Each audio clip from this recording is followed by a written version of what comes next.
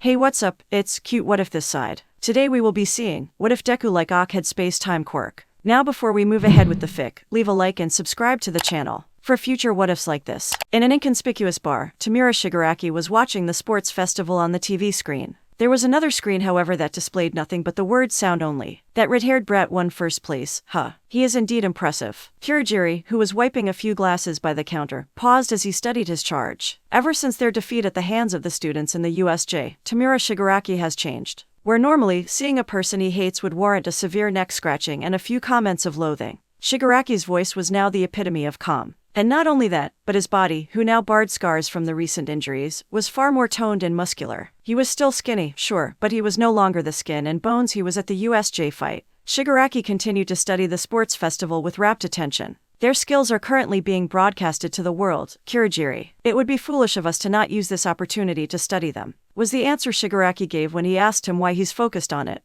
And that was the other thing that changed with the blue-haired boy. He no longer uses video game jargons, and is now capable of using his analytical mind on much, much greater things. Indeed, what his master says is true. Shigaraki has limitless potential and it is his job to make sure the boy reaches it. Right now, the only thing he lacks is a purpose, but it is of no concern yet. When he has things figured out, Shigaraki will grow into a force to be reckoned with. An image that will grow to haunt Japan for decades to come. And he better figure it out soon. If his master's plans are to come to fruition, then Shigaraki needs to step up his game. Soon, very soon, all of Japan will come to fear the League of Villains. The Warping Hero. Soon enough, the first event of the first-year festival came to a close. I managed to get first place, and with a very big lead at that. I'm not really surprised though, an obstacle race is just perfect for a man with my quirk. With my training, spamming those teleports became a non-issue.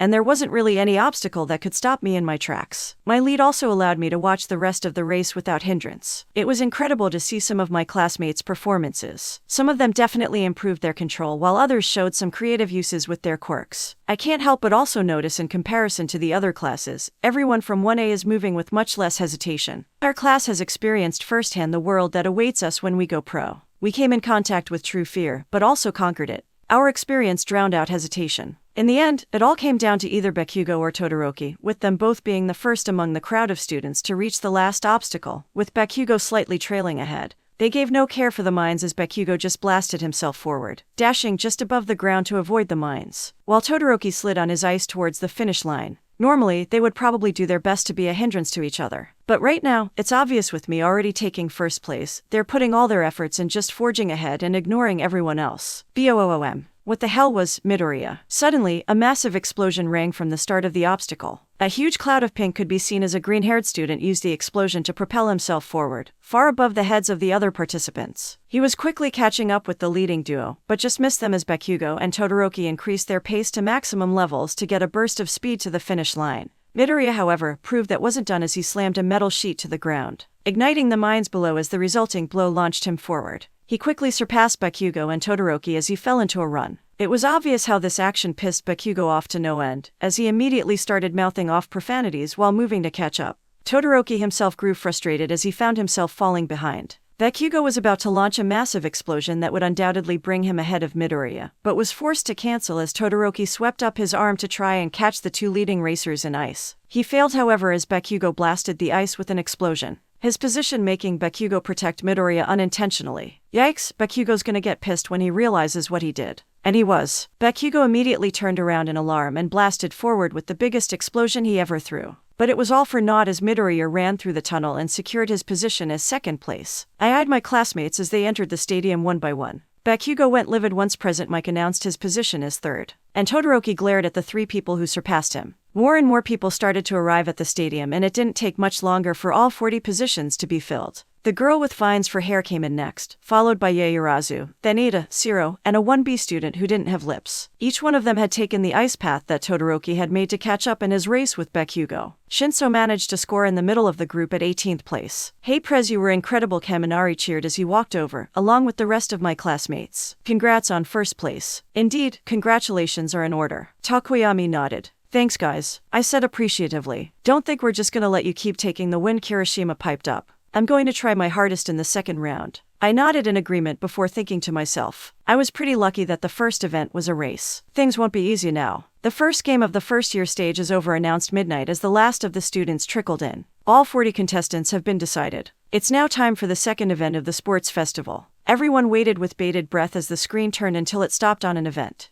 Midnight continued to explain the rules for the event, on how students will form groups ranging from 2 to 4. Each contestant will also be given points, where the 40th student will have 5 points and will increase in 5 increments the higher the ranking. The twist: the student that is in first place will receive 1 million points. Every student participating immediately grew villainous expressions as they looked at me like a hunter to a prey. If it was any other person in this position, they would be shaking in their boots. Me, however, I gave everyone in the stadium the most menacing grin. To anyone who saw it, the message was clear. Bring it on. The warping hero. Shinso looked around him as everyone started to scramble around trying to form their teams. He looked to the one person he's gonna partner up with. It was a logical decision. They've known each other since they were kids and are capable of working very well together. He sighed as he approached his longtime friend. Oi, Akio.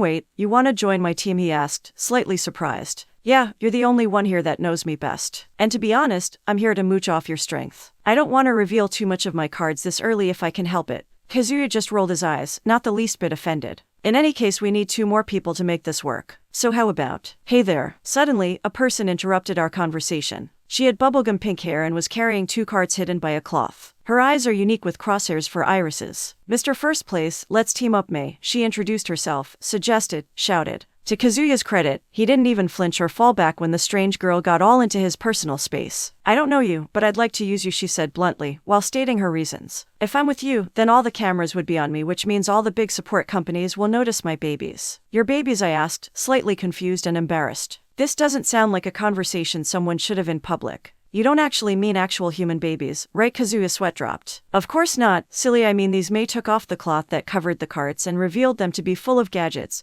and strange support items. I'm from the support course, and we are allowed to bring any support item to the sports festival as long as we're the ones who made them. May explained. I have a ton of babies, so I'm sure you'll find ones you like. Since I'm on your team, you'll be able to use any of them. He and Kazuya immediately studied all the items May had laid out. He has to admit, these things are certainly impressive. He picked up a staff and gave it a few practice spins. You like that one? Try clicking the button on the side. He did exactly that, and 2 tiny prongs appeared on both edges of the staff. It buzzed with electricity. Those are my custom-made electric staff, capable of sending a maximum pulse of 85.000 volts. And that's not the best part. Shinso then split the staff perfectly in the middle and now has a pair of batons. He gave a grin, to which May returned. He looked back to Kazuya to see him studying some random pellets. They looked at each other before nodding. You're in. May just whooped before she prepared all of her items and started sorting them. We need 1 more person though. Any ideas? Yep, we need someone with raw strength to complement our team, Kazuya said. And I know just the person. Shinso could see Kazuya walk off into the crowd in search of whoever it is he's got in mind. He just shrugged, knowing he's got it handled. Shinso then looked back to May and asked her a question. Hey Hatsum, are you allowed to modify the support items of a hero course student?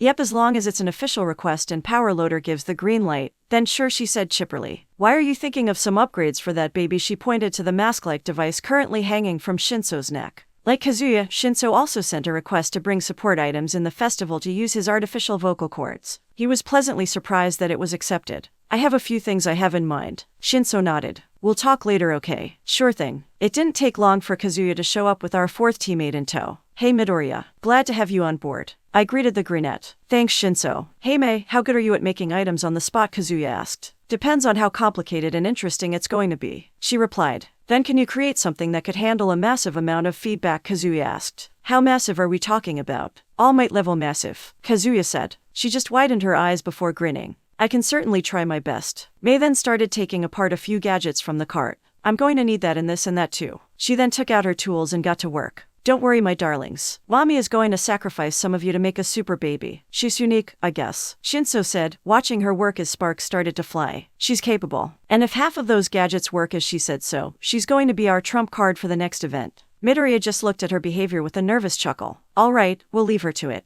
Kazuya said as he looked around to study some of the teams that have already formed. Shinso and Midoriya listened with rapt attention. Kazuya has already proved himself to be a natural leader and capable strategist, so they listened to his words with Midoriya chipping in once in a while. Soon enough the break ended, and the second match was ready to start. All teams ready. 3 Twinabijin.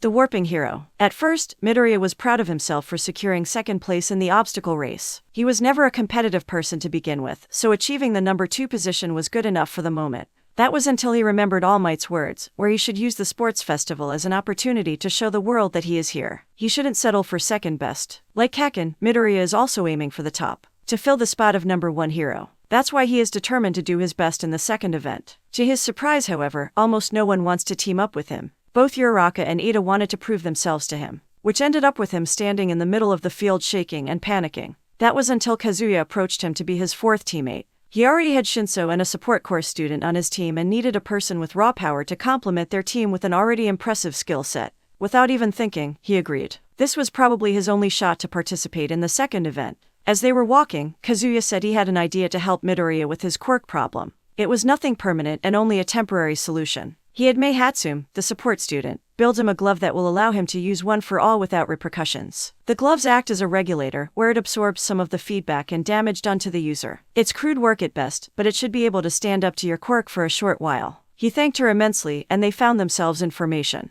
Kazuya was the rider, Shinso was the left, Mei was on the right, and Midoriya himself was at the front, to act as the main source of physical defense. Kazuya's plan involved himself planting a mark on Midoriya's shoulder. That way, he's free to move in the air and can teleport back to the group in case of an emergency. All teams were now formed in the field and just waiting for the countdown to begin. Scanning the teams, he found Ida with Todoroki's group while Uraraka is in Bakugo's. Other teams were also really interesting, and if he wasn't so nervous and the match needing his constant focus, he would already be writing potential team moves and quirk synergy from all the teams in play. He shook his head. Now's not the time to be distracted. 3 Twinabijin. As soon as midnight finished the countdown, several teams immediately charged at them. It's a battle for the 1,000,000 points, shouted a boy completely covered in metal. We'll be taking that 1,000,000 points, pres no hard feelings, Hagakure exclaimed as she urged her team, Shoji, Sato, and Ajiro, forward. Midoriya was slightly nervous when he saw every team coming against them, but forced himself to calm down as he remembered the plan. As predicted, they all came rushing over, noted Shinso. Yep, it was obvious really, Kazuya said, nonchalantly. It's moments like these that Midoriya wishes he has half of Kazuya's confidence. All right, time to move. Do it, Hatsum. Time for my babies to shine. She dropped a few gray pellets to the floor. Upon impact with the ground, they all released a thick smoke covering the area. Ugh, hey. The teams that were caught in the smoke didn't have a chance to react as their headbands were taken. Everyone on the outside of the smoked area just saw a bunch of red flashes emanating from the smoke before a bunch of trip-rong knives were thrown outside the smoke in every direction. They were aimed purposely to not hit any contestants, but resulted in the field of the stadium to be littered with the custom kunais. Soon enough, the smoke cleared off and everyone in the stadium could see a few teams act like headless chickens, panicking due to the sudden loss of their headbands. The number 1 team itself nowhere to be seen. Well, what happened? The event just started and already a few teams have lost their headbands, President Mike announced. The crowd just cheered at that amazing display while the rest of the teams could only look in disbelief. TCH, that has got to be the ginger's work. Where is he? Bakugo questioned as he examined the field. Midoriya and the rest, however, were currently at the edges of the field. A kunai was embedded right beside them at the walls of the stadium. That was amazing, Kazuya Midoriya praised. Kazuya managed to steal all the headbands and spread his knives all over the field in just a few seconds. It didn't take long for the other participants to notice them. A team of 1B students tried going after them only for Kazuya's team to reappear at another corner of the stadium. This kept going for a few minutes, where some other teams started going against each other. Look at them go after the initial plan of going against the 1,000,000 team failed. All other teams are now fighting against each other and a free-for-all fights over headbands have broken out all over the place. It's the knives, a 1B student, who has no lips, cried out. He and his team, a girl with vines for hair, an orange-haired girl, and the boy covered in medals were among the few that was adamant on taking the 1,000,000 points. I got this. The 1B student then used his quirk to soften an entire section of the field. All kunais in that section sinking into the floor. Other teams who were paying attention immediately followed on the uptake as they tampered with the knives their own way. Kazuya just hummed as he saw this. He then informed the rest of his team. All right, we've bought enough time. Time to go on the offensive. Midoriya and the rest just nodded as Kazuya threw a knife upwards and flashed away. At the corner of his eye, Kazuya could be seen teleporting all over the battlefield. He kept throwing knives against the riders of the other teams to try and grab their headbands while flashing away when things got rough, all the while staying in the air. A wild scream and explosion marked the battlefield as Bakugo entered the fray heading against Kazuya. But something about Bakugo's movements seemed off to Midoriya. It's like he has almost no weight, his explosions propelling him much farther and faster than it usually should have. It has to be Uraraka. Bakugo and Kazuya fought in the air for a while, trying to get each other's headbands before Kazuya backed away, noticing Bakugo's superiority at aerial combat. Kazuya tried to throw a knife sideways to escape only for it to get snatched out of the air by a length of tape. You think I wouldn't have thought of that? Bakugo screamed out as he lunged forward for a last attempt. Before he could touch him, however, Kazuya disappeared. Damn it. Midoriya, Shinso, and Mei had to brace for the sudden impact of Kazuya appearing above them. They reoriented themselves before suddenly 2 ice walls sprouted around them. Those 1,000,000 points, I'll be taking them now. declared Todoroki. Takoyami, Ida, and Yaoyorozu as his teammates. Takoyami didn't hesitate and sent Dark Shadow against Kazuya's team. Dark Shadow, hold on, came Takoyami's voice. The Quirk, however, just ignored it as it drew its hands back and tried to slam the team. Shinsu grumbled in annoyance as they dodged the first attack. Ideally, Midoriya or Akio would be the best fit to combat the darkness entity, but they are right now occupied in handling Todoroki's ice waves. Taking the staff from before, he lunged on Dark Shadow's beak. To his pleasant surprise, that act managed to injure Dark Shadow by quite a lot, if his pain screams are to be believed. Dark Shadow, Takoyami cried out in panic. Shinso turned back to Midoriya, who just gave a massive punch that obliterated a huge wave of ice that was sent by Todoroki. The gloves are working, I can do things without getting injured now, Midoriya thought in joy. This is taking too long, Ada muttered as they. Akio, what's the play? Shinso questioned their team leader. Right now we keep up this pace, the ice walls are keeping the rest of the teams away, so that benefits us. Just don't let your guard down and be ready for anything. Time's almost up,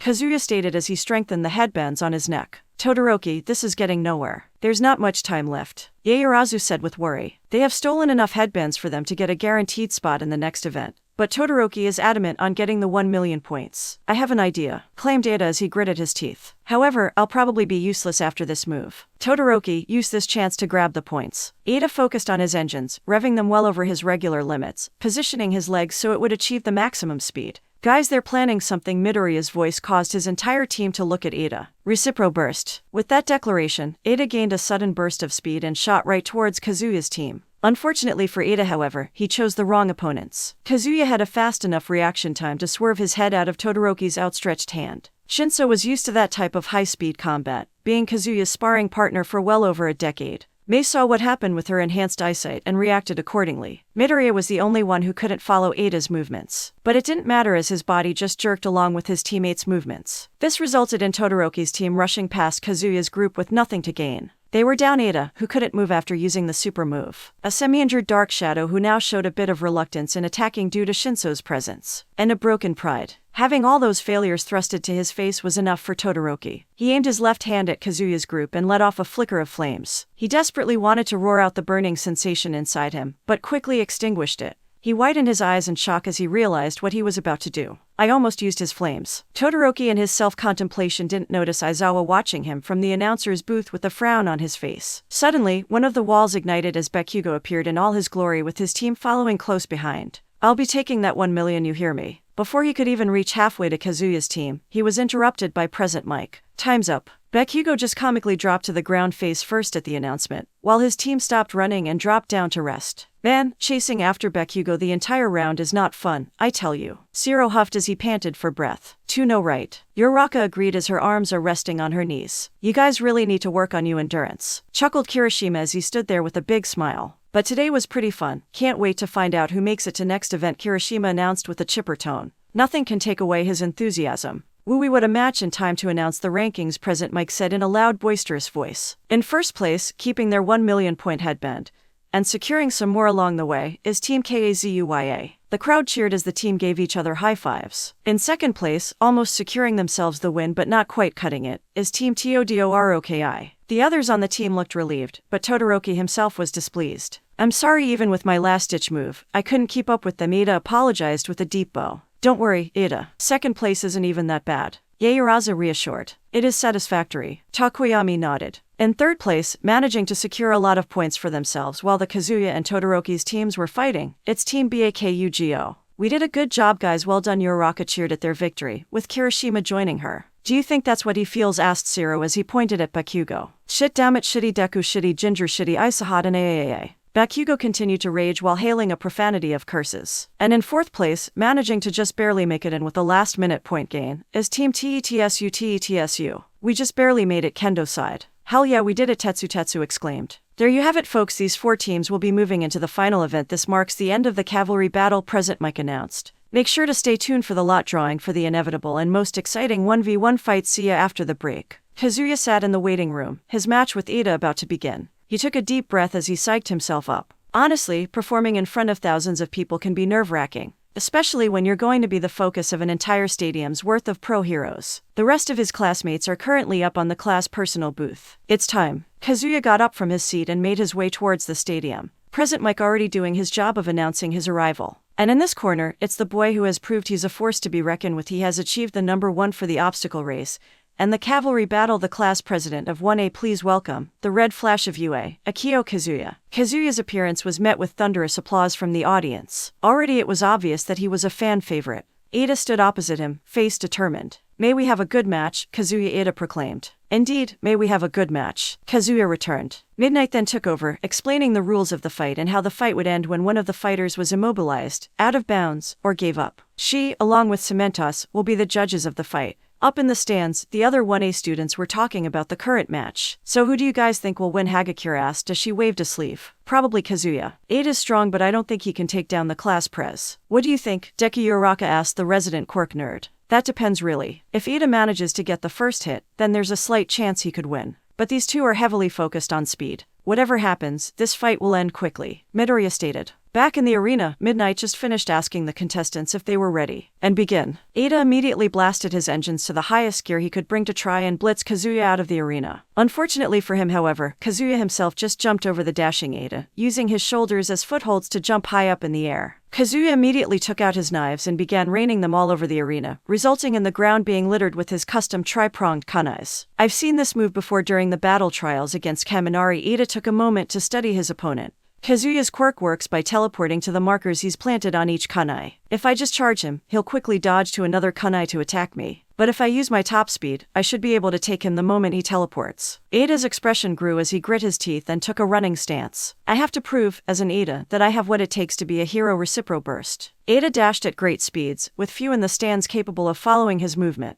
Kazuya's only expression was a slight widening in his eyes before he threw a knife in place, letting it spin a few times in the air. Ida was rapidly approaching and prepared a kick towards Kazuya. But when he was just inches away, Kazuya suddenly flashed away towards another knife. Not but a second later, Kazuya reappeared crouched in the air above Ida's head, hand clutching the knife he threw earlier. He dodged me was Ida's only thought as Kazuya grabbed Ida's head and slammed him into the ground. Kazuya was about to hold his knife to threaten Ida to surrender, only to find out it was unnecessary as the engine quirk user was found unconscious. Apparently, the blunt force trauma from the head slamming to concrete using the momentum of recipro burst speed was enough to knock out a teenager. Who knew? The winner by knockout is Akio Kazuya, announced Midnight. The announcement was met with cheers by the entire stadium. All heroes appreciating the quick and efficient victory. What an impressive show to start off the tournament in just a few moves. Kazuya manages the win via knockout. President Mike hyped up the crowd. But let's not delay any further, let's get the second match underway. Kazuya helped Ada to the stretcher that was brought by medical robots before making his way to the stands and his seat.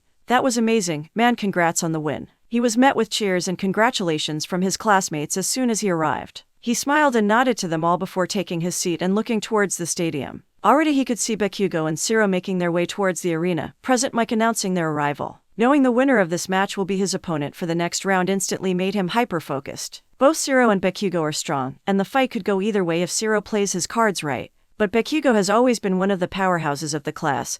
Who knows how much he's improved from the past few weeks of training? He honestly can't wait to find out.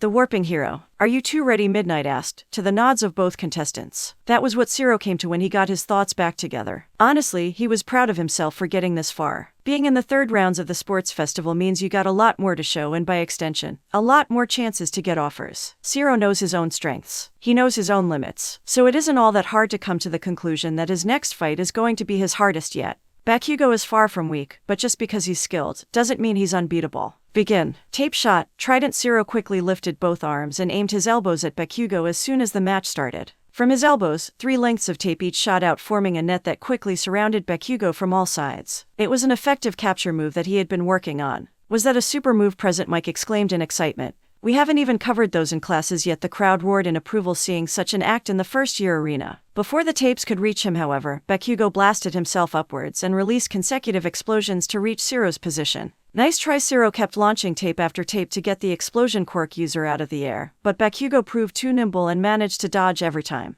Bakugo used a massive explosion that obliterated all the tape in the air. Zero didn't have the chance to react as he found himself slammed on the ground, Bakugo palming his face to the concrete arena. Dia. The blonde student picked Zero up by the head and blasted him with a large explosion, sending him all the way to the walls of the stadium. Zero is out of bounds. Bakugo is the winner, Midnight announced as the stands erupted into applause for the match. What a match, folks, that's what we like to see from the arena. Now let's get straight ahead for the next fight. It's the recommended student from 1B, Juso Honuki, And his opponent, the unrelenting steel man, Tetsu. The warping hero. Kazuya sat in the stands with his friends as they watched the current match. The previous fight ended pretty much as Kazuya thought it would.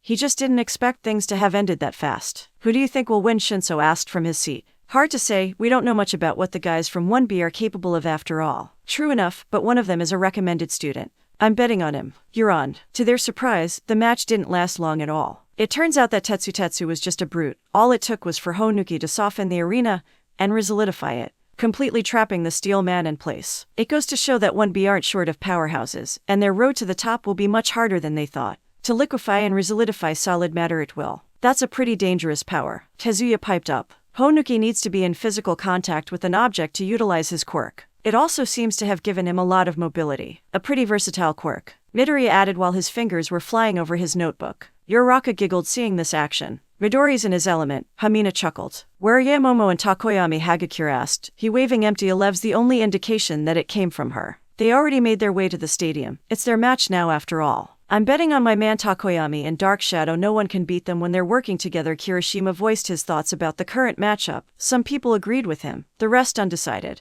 Kazuya could only nod in agreement. Takoyami and Yamomo is a match he doesn't think the latter could win unless she figures out his apparent weakness. It was something Kazuya noticed in the previous rounds, when Dark Shadow faltered against Shinso's lightning. It makes sense, of course, a darkness entity being susceptible to light. The only question is if his vice president noticed the same thing. Only one way to find out.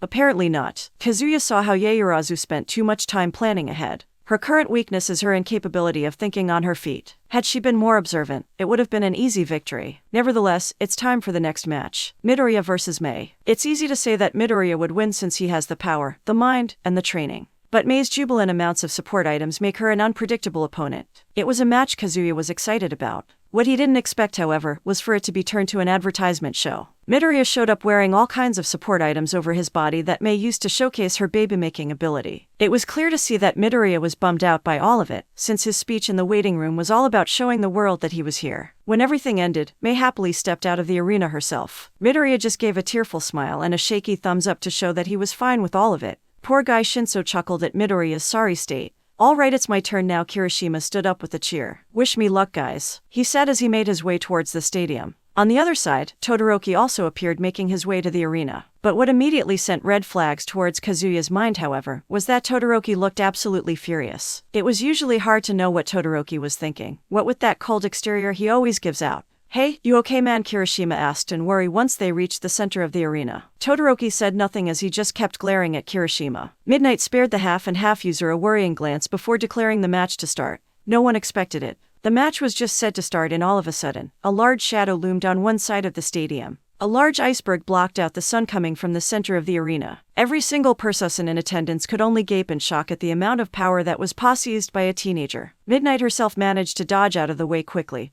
Her previous spot was completely covered in ice. She looked towards the arena to see Kirishima stuck inside the ice, completely frozen solid. Kazuya looked at this with wide eyes and a smile. I can't wait to fight him. Midnight quickly announced winner. Kirishima is immobilized. The winner is Todoroki. However, not a single person cheered. They just stood in silence as Todoroki walked up to the giant iceberg he created and laid his left hand atop it. Steam started to appear as he slowly but surely melted the iceberg into nothingness. Sorry, I was angry, Todoroki said with a bit of regret in his voice. The warping hero. Up on the announcer's booth, Aizawa and Present Mike were talking about what just happened. The mics to the speakers turned off temporarily. Something's up here, Shota. That kind of anger on a 15-year-old isn't normal, Present Mike said with a rare serious voice. I know he has issues with his fireside, but not like this. Issues that run deep in his psyche. Some sort of mental trauma perhaps, Aizawa trailed out, his eyes locking on a burning man in the stands. Whatever it is, it involves him. We'll talk to Nezu after this. Agreed. Don't bother, I already noticed. Nezu's voice came from a random speaker. He was currently overseeing all 3 stadiums of sports festivals by himself from his office, splitting his focus 3 ways as child's play for high specs. I will alert Hound Dog.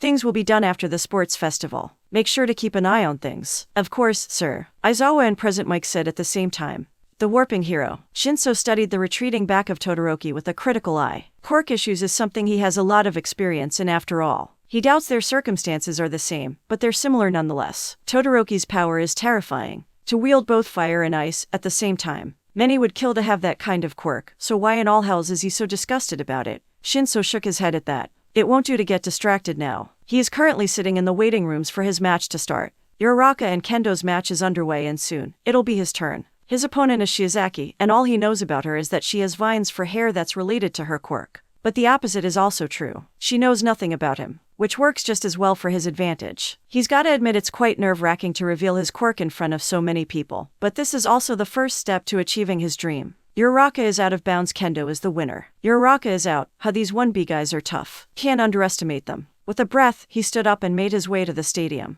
Last match of the first round of the 1v1 eliminations, we have the purple-haired martial artist, Hitoshi Shinso, and on the other corner, the assassin in green, Ibara Shiozaki. Excuse me. Shiozaki's voice cut through all the cheer that happened from President Mike's announcement. What do you mean by assassin? I'm not here to kill anyone. I study here at UA, to offer salvation to all that needs it. It is my humble quest to do good, just as the Lord commands it. Shiozaki's voice was so pure that rays of light suddenly shone upon her, like an angel that had just descended from the heavens. So she's religious. I could use this, Shinso thought with a hidden smile. Great, my bad. Let's begin the match, Mike stuttered. This is why I told you to not make any assumptions about your students. Shut up. Shota, are the two fighters ready? Begin. Shinso immediately had to sidestep a clutter of vines that drilled to his position. He flipped away and had to quickly duck down a vine that whipped towards his head. You said you do as the Lord commands, right? Then what happens when God tells you to be forgiving? Are you just gonna walk away when villains ruin people's lives? Shinso taunted as he dodged yet another vine that was whipped towards him. That was close. Of course not, the Lord says. Shiozaki suddenly halted, all her vines stopping in midair. Shinso stood on the edge of the arena, surrounded by frozen vines. He was slightly panting from having to evade the rapid-fire attack from Shiozaki. Hypnosis complete. Now, walk away from the stadium. Everyone in the stadium who did not know of Shinso's power just gaped in shock. Earlier it looked like an easy victory for Shiozaki, where she had the upper hand and Shinso was cornered to the edge of the stadium. But now, with just one move, Shiozaki is walking out the arena by herself. Shiozaki is out of bounds. Shinso is the winner. All was quiet before massive cheers erupted in the stadium. That was amazing. That boy turned around an unfavorable situation in a single second. What a powerful quirk. UA sure lucked out on this one. How incredible. Shinso, hearing all the praise, gained wide eyes. He soon smiled in content before making his way back to the stands. All throughout his walk, his head seemed held a little higher. Are you two ready? Midnight asked the two competitors. Kazuya could only give a nod as he prepared himself for the fight to come. Bakugo is no slouch in combat, and it's gonna take every amount of focus he has to win against his explosive classmate. Bakugo himself just stood in a loose stance, arms at his side ready to react at a moment's notice. Up in the stands, the rest of 1A sat with anticipation as they eyed their two classmates in the arena. These two are arguably the best 1A has to offer, and the fight between their strongest is bound to be a spectacle to watch. Begin. Kazuya immediately flashed to the side, dodging a blast that Bakugo fired the moment the match started. He grabbed the knife the moment he teleported and threw it again towards Bakugo's direction. Bakugo, recognizing the move, immediately crossed his arms to block the kick that Kazuya gave the moment he reappeared. Kazuya didn't let up as he continued to pressure his opponent in hand-to-hand combat. It was obvious to everyone watching who was superior in close quarters as Bakugo received way more hits, and then he gave. Frustrated, Bakugo aimed his palms downwards and released a big blast from his quirk, cracking the arena floor beneath them. This caused Kazuya to jump back in surprise. Making use of the opportunity, Bakugo cups his hands together towards Kazuya's direction, and unleashes a bright flash of light. Stun grenade. Disoriented by the move, Kazuya couldn't manage to defend himself as Bakugo got close and unleashed an explosion point blank. Kazuya was launched away but managed to stop himself in time before getting out of bounds. Shaking his head from the dizziness, Kazuya immediately flashed away just in time as Bakugo's next attack landed on his previous position. Standing up to his full height, Kazuya looked at Bakugo, who was glaring at him at their opposite positions in the arena. Kazuya himself was covered in mild burns while Bakugo has cuts all over his arms and body, but the fight was just starting and neither will throw the towel just yet.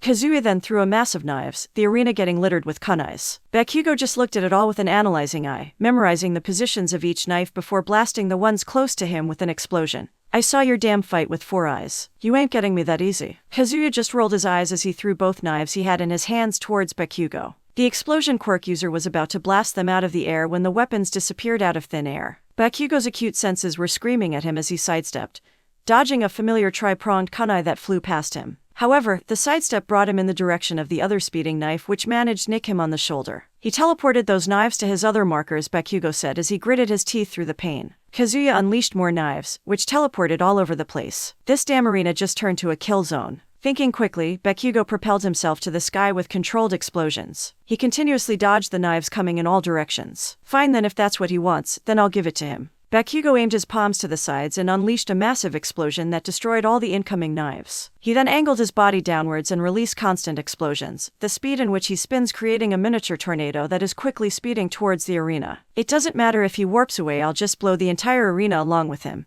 Bakugo was rapidly approaching the arena and readying himself to unleash the biggest explosion he's ever released. Howitzer-inspired. Alright, that's enough. With a snap of his fingers, the miniature tornado was suddenly absorbed in a red flash and reappeared outside of the arena. Boom! A massive explosion was released that caused a huge amount of smoke to cover that side of the stadium. When it dispersed, it revealed a shell-shocked Bakugo, who was on his knees by the grass, looking at the black tag on the outside of his forearm. He marked me, Bakugo realized. He could have ended the fight at any time. Bakugo is out of bounds, Kazuya is the winner, Midnight announced once she got her bearings from the huge explosion. The whole crowd erupted in cheers and cacophony. That was one of the best fights to happen yet. That was an amazing match. Did you see that last move by the blonde that would have done major damage if it connected? Indeed, both students showed impeccable mastery of their quirks and has shown in great instincts in combat. Yeah, but didn't you notice what the warper did? He controlled the whole match from the start. The Bakugo kid didn't stand a chance. They'll go far in their hero career, that's for sure. Bakugo didn't even show a reaction towards the applause. He continued to look at his arms in a mix of despair and confusion, as if in utter disbelief that it was him who was sitting on the outside of the arena. Throughout his life, Katsuki Bakugo has never known of the word defeat. Experiencing it for the first time in his life, he found himself numb. If you just write everyone off thinking you're the strongest, then you'll soon find yourself knocked down from your pedestal. His mind automatically zoned in on the words his class president said just that morning. It was only when the medical bots approached him did he break out of stupor. He immediately shook them off, put his hands on his pockets and walked away. He had a lot to think about.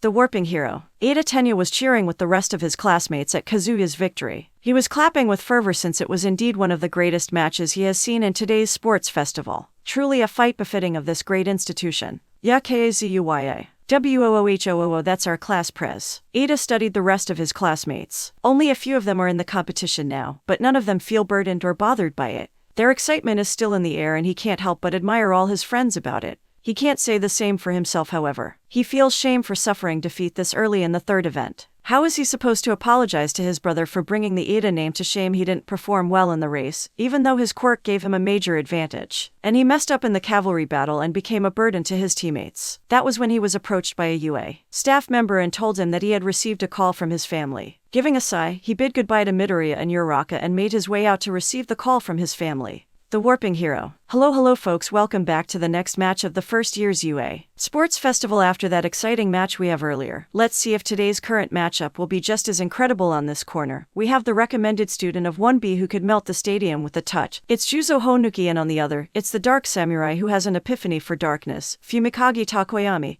and his partner Dark Shadow. Let's show them what we got, Fumi. May we have a good match, Honuki said. Indeed, may the better man win, Takoyami replied. And begin. Honuki chose to opt for a similar strategy to the one he used in the first round. Immediately the arena around them turned to liquid and Takoyami found himself sinking. Before he could get stuck, however, Takoyami had Dark Shadow grab his body and throw him towards Honuki. Not expecting the sudden move, the 1B student couldn't react as he found himself tackled to the ground by Takoyami. The latter held him down to the semi-softened ground by his clothes. Knowing what would happen if he gets caught, Honuki immediately softened his own shirt, which resulted in Takoyami losing his grip. He softened the ground even further and swam inside just in time as Dark Shadow descended on his previous position. Honuki then swam right underneath Takoyami and grabbed his legs by the ankles. Headhunter. In one swift move, Honuki pulled and Takoyami found himself stuck to the resolidified arena by the chest, arms locked to his sides. Another super move. These kids are insane, President Mike announced from the booth. Takoyami grunted as he found himself unable to move. Fumi, you'll pay for that. Dark Shadow immediately pounced on Honuki only to be stopped by Takoyami's voice. And no, Dark Shadow. You better be careful and listen to your partner. I put him to the ground at a point where his chest is stuck between the arena. He's barely able to breathe right now. Dark Shadow was immediately alarmed by this sudden event and forced himself to concede for his host's safety. Takoyami is immobilized, and with Dark Shadow's surrender, Honuki is the winner. Honuki immediately softened the ground and helped Takoyami out of the arena. He put his arms around his shoulders and walked him to the stretcher carried by the coming medical bots. Sorry about that. You alright? Yes, I'll be fine. It was a good match. I bid you good luck on your next one. You'll be fighting against my president after all.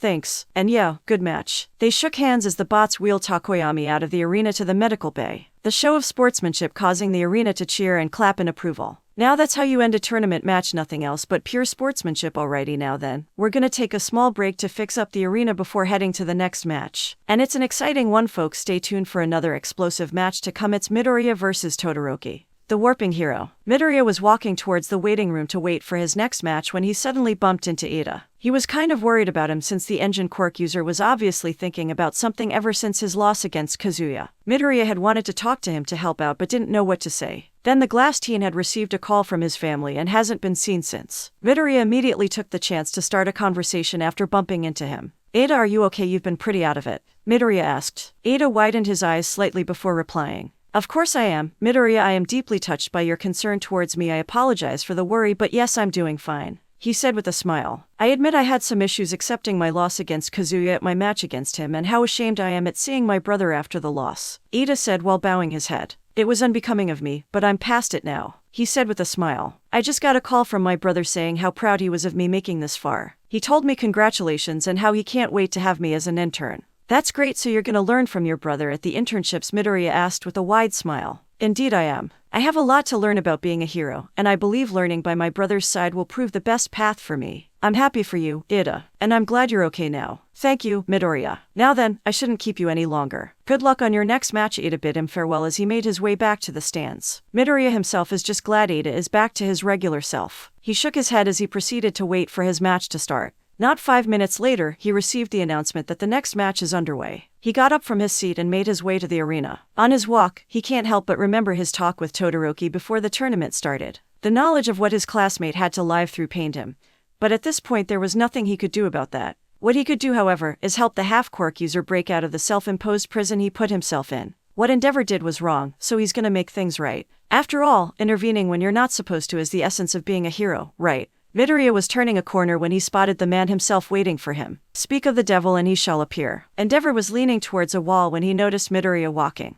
You have great power. If the gust of wind you conjured from moving your fingers is to be believed, then it's comparable to All Might. Endeavor started the moment Midoriya walked to him. When you fight against Shoto, make sure to go all out against him. It's time that he ends this ridiculous rebellious phase and starts using his flames. After an exchange of words, Endeavor apologized for taking up Midoriya's time and walked away. Midoriya himself shook his head at the experience of being face to face with the number 2 hero, and made his way to the arena. The next few minutes are gonna be a pain, that's for sure. The warping hero. In an inconspicuous bar, a meeting was being held by some of the most dangerous villains to exist in Japan. Stain was patrolling Hasu City when he was absorbed by a purple mist and found himself in a random bar. He looked ahead of him to see a young man who had shaggy blue hair with hands covering his entire body, and a black mist wiping glasses by the counter. Who, to what do I owe the pleasure? League of Villains. Hero Killer Stain. It's an honor to finally meet you, Shigaraki said with a deranged smile. Is it now? Stain, although calming down once he found he wasn't in immediate danger, was still wary of the situation he found himself in. He put one hand on the handle of one of his blades and positioned himself so he could see both occupants of the bar in his field of vision. There's no need to be so wary, you're in no danger here, stated Shigaraki. I'll be the judge of that myself. Stain narrowed his eyes. Now talk. Why did you bring me here? To have a chat. You and I have the same goals, you see. I find it beneficial if we combine our strengths and work together. Stain wanted to snort, but held himself back. The way Shigaraki speaks somewhat intrigues him. And how exactly do our goals align? That's simple. You want to tear down the hero society that has sprouted on this world of ours because it built on lies and deceit. The so-called heroes working to protect us are nothing more than frauds who are only in it for the fame and fortune, Shigaraki stated before narrowing his eyes. The only difference between us is that you think All Might is the true hero. That's because he is no one else deserves to be called a hero other than All Might. See, that's where you're wrong, Stain. Because this flawed society is built on the pillar of the symbol of peace. His existence itself is what causes all these heroes to remain complacent. They have turned a man and falsified him as a god. They worship him as a true hero when he's no better than the frauds that run around calling themselves protectors. Shigaraki's voice was full of conviction that Stain himself was forced to take a step back. You'll see yourself, the moment All Might falls, this hero society will crumble into pieces. Join me, Stain. Lend me your strength, and we shall purge the disease that infect this society. Shigaraki extended a hand, his sharp red eyes peering through the gaps between the hand that covers his face. Kirigiri, who stayed quiet the entire time, gained a satisfied buzz as he watched the proceedings. He truly has grown. Now with Stain, basically convinced, the League's power grows even more. Stain himself was studying the leader of the League of Villains with a critical eye. Indeed, what Shigaraki said held true. The hero-based society they live in is flawed. It takes a determined hand and an iron will to change it for the better. Something he noticed, that Shigaraki had in spades. So without hesitation, he took Shigaraki's hand and shook it. On this day, an alliance was formed. In another universe, Tamura Shigaraki would have continued to watch the sports festival without interruption. He would have lacked conviction to think ahead towards the future. He would have insisted that Stain wasn't worth adding to their cause and delayed the alliance. This delay would later cause Ada Tensei to be crippled,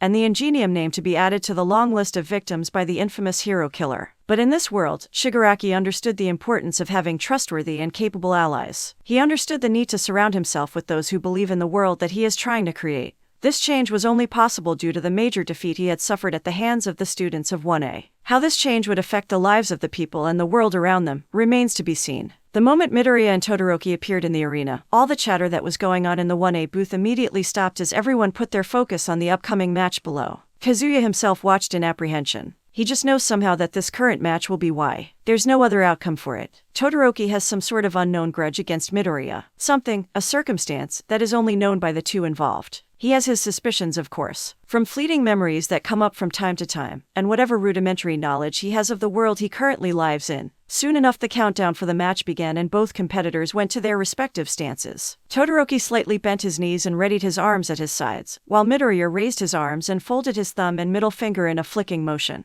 Wait, he's not gonna do what I think he's gonna do, Yajiro asked with wide eyes. The moment the match started, Todoroki unleashed a massive wave of ice that rapidly approached Midoriya's position, only to be immediately destroyed by a huge burst of wind from Midoriya. The back and forth between them kept on going as Midoriya sacrificed more and more of his fingers. Kazuya just looked at all of this with furrowed eyebrows. He honestly has no idea what Midoriya is planning. Sure, there is only so much you can do when your own quirk damages your own body, but right now all he's doing is breaking his own body and hoping for the best. There are so many things he could do to get Todoroki out of bounds. Just simply flick two fingers continuously and Todoroki would have no chance in blocking it. Of course, it all finally made sense the moment Todoroki used his fire. For the first time since the start of the school year, Todoroki let loose the raging flame within him, and it was a sight to see. With Todoroki going full power, there was zero chance Midoriya would come out victorious, especially considering all his injuries. Midoriya lost the fight, but he made Todoroki break his one vow. He risked the competition all for the sake of helping his opponent.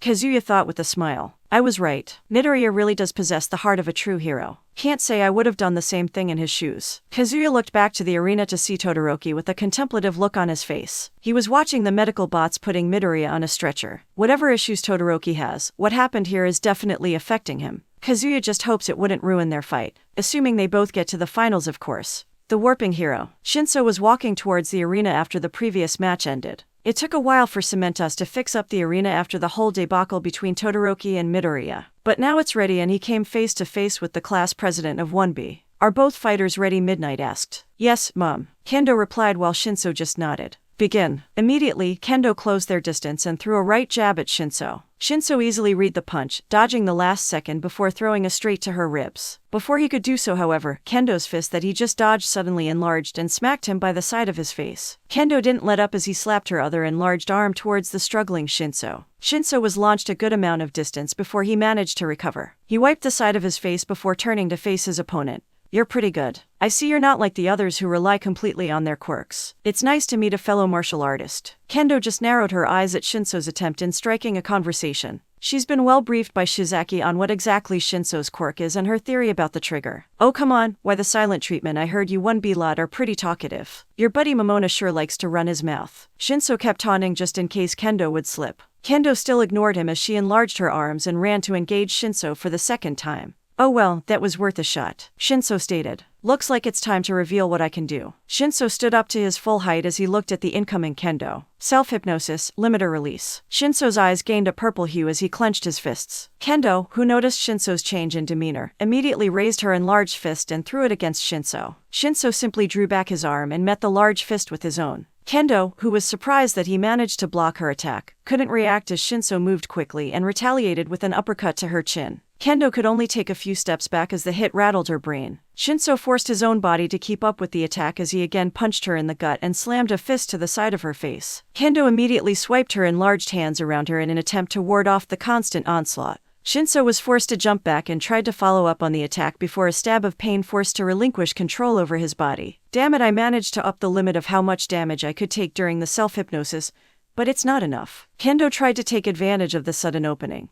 but Shinso managed to recover in time to dodge the hammer fist that cracked the concrete he was just in. But one thing about self-hypnosis is that I'm much slower than normal, but my punches hurt a lot more. Shinso kept weaving out of Kendo's attacks as he tries to think of a plan. The small bout from before definitely slowed her down, which means I have the advantage in speed right now. The brainwasher continued to move back and dodge the fists, skirting just around her to make it look like she barely reached him. He was soon pushed to near the boundary line, mere centimeters away from being out of bounds. Now Shinso again entered self-hypnosis and mentally removed his limiters. He used both hands to catch one of Kendo's enlarged fists.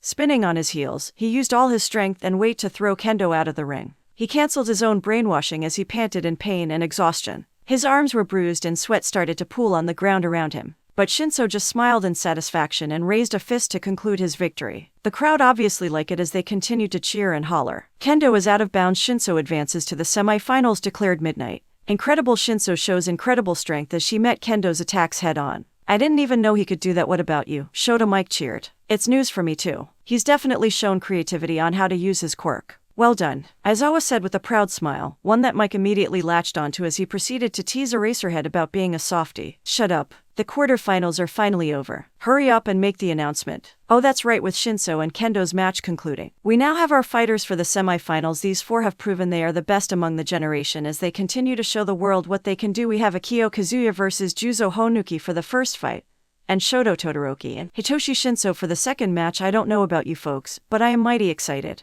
The semi-finals. Just one more fight and I'll be able to reach the finals. One step at a time. Shinso nodded to himself as he let out a breath. He went and helped out Kendo as the medbots tried to get her on a stretcher. Hey, sorry about the hit. That looks painful, Shinso said with a bit of regret in his voice. Kendo tried to chuckle in her delirious state. The hit to her skull definitely doing a lot more damage than he originally thought. It's fine. It was a competition and you won fair and square. I'll be rooting for you for the rest of the festival. Alright, make sure to win. Shinso smiled and gave her a nod. I'll do my best. The Warping Hero. Hey folks, welcome to the first match of the semi-finals. It's the Speed Demon who wakes in a flash of red, the class president of 1A. Akio Kazuya and his opponent, coming in from the rival class of 1B. He's proved to be a dangerous opponent to be fighting against. It's Juzo Honuki. The two fighters appeared at the arena at the same time, both having determined looks to win with everything they've got. Are both fighters ready? Midnight asked, to which both competitors nodded. Begin. The moment the match started, both Kazuya and Honuki made their move. Kazuya immediately threw a knife forwards while Honuki crouched down and touched the arena with both hands. Kazuya appeared right above his opponent as the arena around them suddenly turned to liquid. Kazuya extended his arm to touch Honuki only for the latter to dodge by sinking below the ground. Kazuya landed on the semi-liquid arena and started to sink down like quicksand.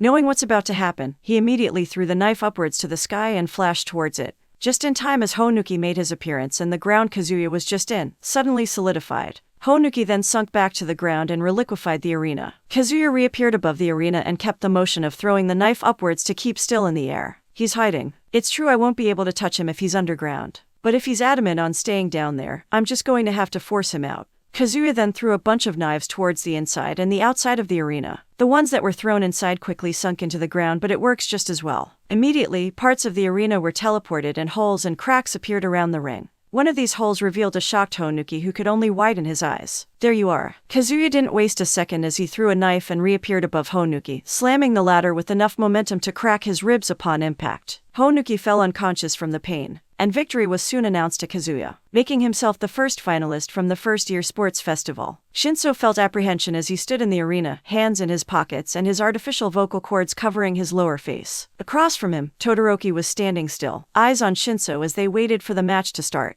Todoroki had power and skill, and Shinso doubts that standard brainwash tactics would work on his peppermint-tired classmate. He's gonna have to rely on everything he has if he wants to win this match. The wait didn't take long as President Mike soon finished with introductions and Midnight prepared herself to announce the second round of the semifinals. Are both fighters ready? Midnight asked. Both fighters gave a nod as they fell into their respective stances. Begin. Todoroki immediately sent a wave of ice that Shinso managed to dodge at the last second. Limiter release. Quickly applying his new super move, Shinso utilized the explosive power granted by his hysterical strength and rushed towards the hybrid quirk user. Todoroki excels in mid to long range combat with his quirk. If I can get close, I should be able to win. Shinso threw a fist that his opponent managed to duck under, but Todoroki couldn't properly defend himself against the kick Shinso sent to his side. The purple-haired brainwasher then followed up with a haymaker that connected with Todoroki's cheek. Dazed from the attack, Todoroki was helpless as Shinso grabbed him by the neck and shoulder and started pushing him to the edge of the arena. Gritting his teeth through the pain, Todoroki made a last-ditch effort and grabbed onto the arm that was holding him. A cold aura appeared around him as he froze Shinso's arm by the elbow. The flash of pain registered, which caused Shinso to lose control of his self-hypnosis. Knowing he lost the advantage, Shinso quickly let go of Todoroki and kicked back to gain some distance. He grimaced as his right hand lay limp, covered in a layer of frost. Everything from the elbow down felt numb and he couldn't move it at all. Damn it, everything feels like crap. Looks like it's time to bring out the big guns. There was a reason Shinso opted to not speak since the fight started. Prior to the match, he set his vocal cords to match the voice of a particular person. One that he knows will definitely push all of Todoroki's wrong buttons. What a disappointment, Shoto. Todoroki, who was about to unleash an attack, froze in his tracks as his father's voice came from Shinso's direction. Still, you use only half your power. If you used your fire, this match would have already ended. Shinso continued to speak. Todoroki's logical side knew that the one currently speaking was Shinso. He knew that his classmate was only trying to taunt him into speaking so he could use his quirk. However, to hear those words from that voice yet again irked him to no end. He wanted nothing than to lash out at the voice of the man who tore his family apart.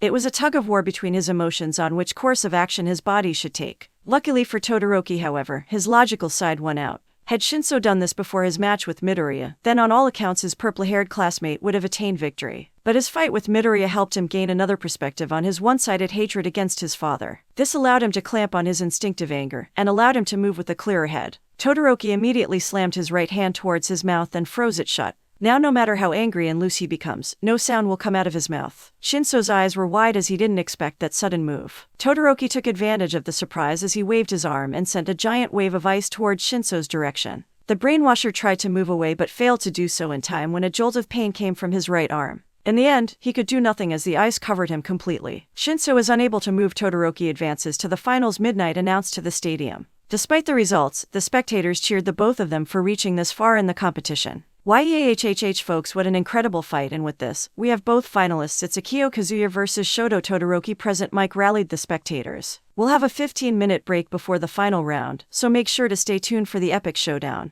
Back in the arena, Shinso, who was shivering like mad from the cold, was being thawed out by Todoroki. The boy himself was looking into the stands at one man. Todoroki noticed and Endeavor returned his look with a narrowed and intimidating gaze. He just looked away and continued to melt the ice to free his classmate.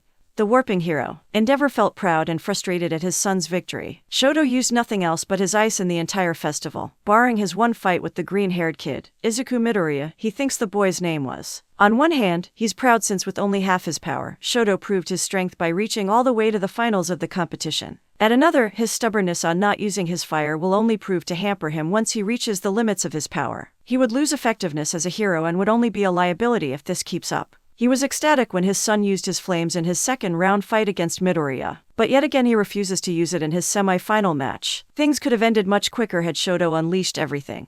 But he remained stubborn and that almost cost him the match. Endeavor could only shake his head at that. Shoto is supposed to be the one who will surpass All Might. That is a feat he has absolute confidence his son will be able to achieve one day. If only the boy realizes himself of the potential he possesses. It truly was such a pity. His mind subconsciously turned to his other son who he deemed to be his successor. One with massive potential only for it to be dropped the moment they learned of his weakness. Flames even hotter than his, but a body not fit to contain it. Endeavor gave a sigh at that. Remembering everything that happened up to the point. All the things he did. He would never admit it, but Enji Todoroki dearly misses his family. Toya was missing and presumed dead. His wife is being treated in a mental hospital for nearly killing her own son. He has 3 children that he doesn't talk to. If there was one thing the prideful number 2 hero regrets, it was the tragedy that befell his family. His pride, however, refuses to allow him to make amends. Not until his dream of surpassing All Might becomes reality. On the corner of his eye, Endeavor noticed his son looking at him. Narrowing his eyes, he looked back towards his son in a stern gaze. He fully expected his son to express his anger, or to at least show some form of disgust. To his surprise, Shoto just turned away with no change in emotion.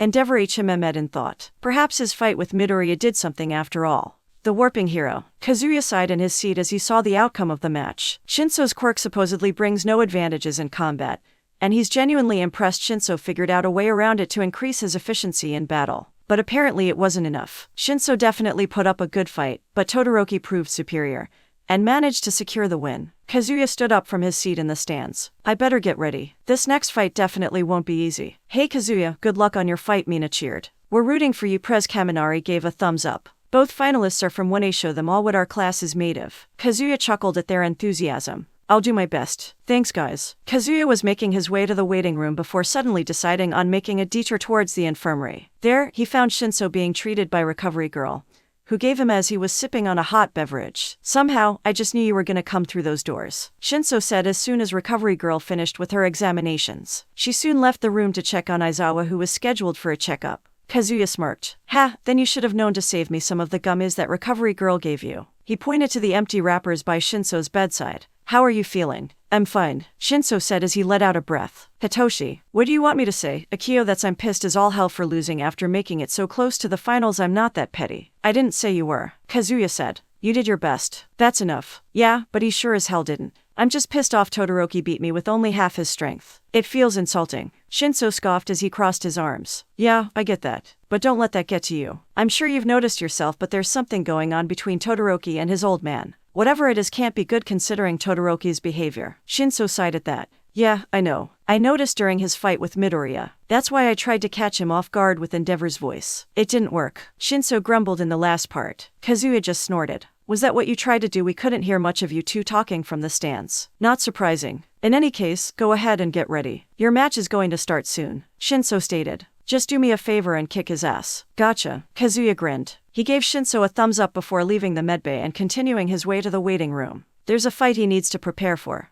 The Warping Hero. Oh, yeahhhh, we're here, folks. Welcome to the finals of the first year's sports festival. Present, Mike announced in a loud and boisterous voice. On both sides of the arena, the two finalists are making themselves known as they walk to the center stage. With everything they've done on this festival, introductions are unnecessary, so let's welcome our competitors for the final match. It's Kazuya and Todoroki. Cheers filled the stadium as the two finalists entered the arena. All around the viewer stands, spectators were screaming in awe and excitement. Are the two fighters ready? Midnight announced as she eyed the two fighters. The stadium fell into a lull silence as everyone focused on the match ahead. Midnight nodded once both of them gave her the affirmative. Then, begin. Neither of them waited for the other to make the first move. Once the start was announced, both competitors unleashed their attacks. Partial displacement. Ice encampment. The wave of ice that Todoroki sent crumbled as Kazuya displaced parts of it with a flurry of knives. The teleported ice appearing on the grass on the outside of the arena. Kazuya continued with the attack as he tried to throw a knife towards Todoroki. The latter, however, countered by conjuring walls of ice in front of him.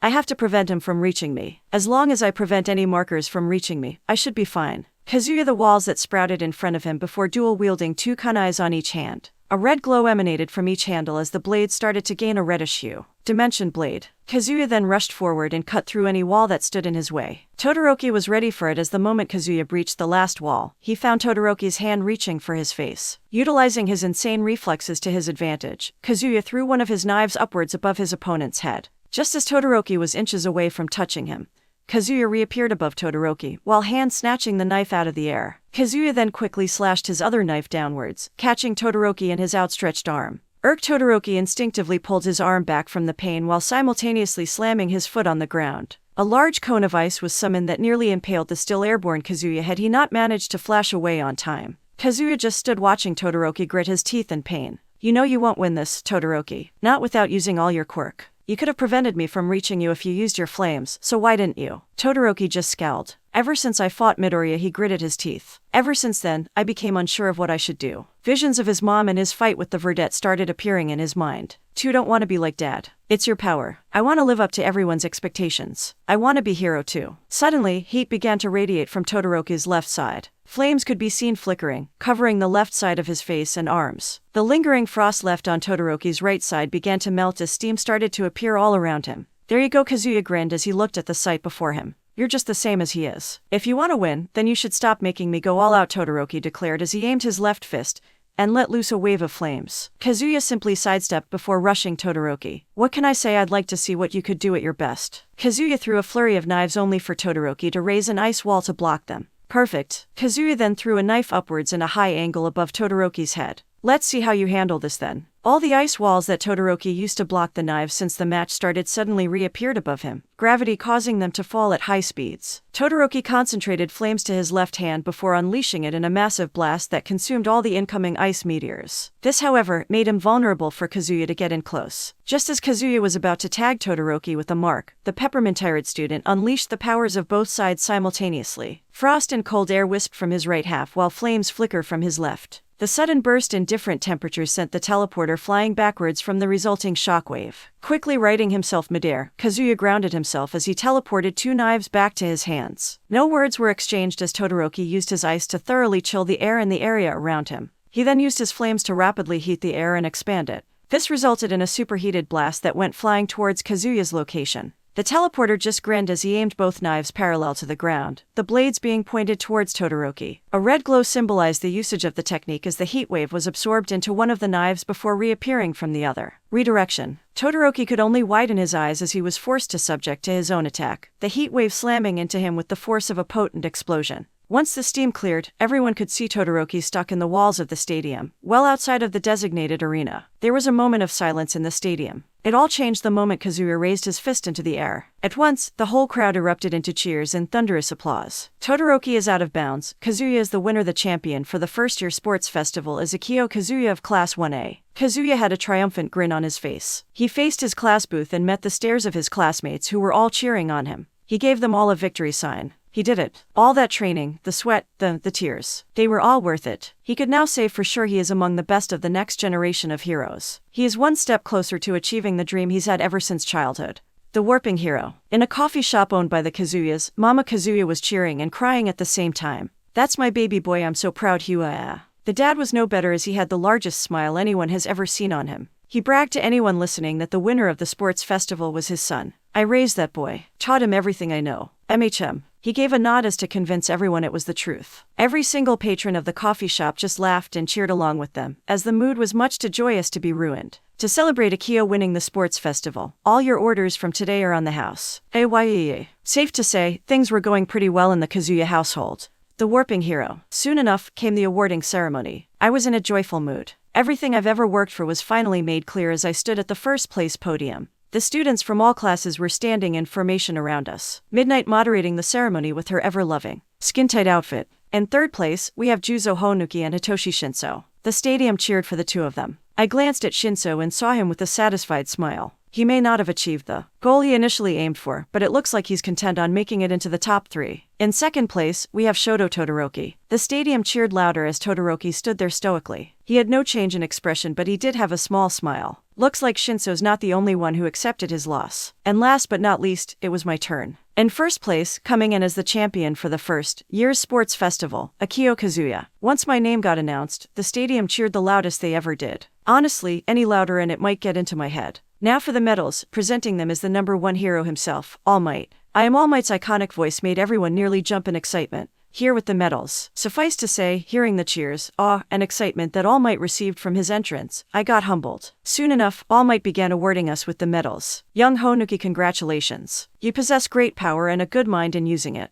Make sure to cultivate them and become the great hero I know you will become. All Might said as he awarded Honuki with the bronze medal. Thank you, All Might. I will take your words to heart. Juzo replied. All Might then awarded the medal to Shinso. Congratulations, young Shinso. Your performance was exceptional. Believe it or not, I know a little better than most how scary and prejudiced the world can be. You have done well in proving them all wrong. Be proud of yourself. I could tell that All Might's words meant a lot to Shinso, judging from his shaky voice. Thank you, All Might. You have no idea what your words mean to me, Shinso said with his head bowed. Then he moved towards Todoroki. Young Todoroki, congratulations as he awarded the silver medal. He talked to Todoroki. I don't know what exactly happened or the circumstances leading to it, but I'm glad you freed yourself from your shackles. You have a good heart, young Todoroki. I hope that whatever it is, you may find peace in the answers you seek. Todoroki replied with a quiet voice, which I barely managed to hear. Midoriya forced me to use my quirk. I was lost and he helped guide me back. I can see why you've taken an interest in him. I still have things to figure out, but I promise you I'll become the hero I know I can be. All Might gave him a hug and whispered something into his ear which I unfortunately could hear. He then moved towards me. Young Kazuya, congratulations. You show exceptional skill and you possess the heart of a true hero. There's no one else but you that is more deserving of this gold medal. Accept it.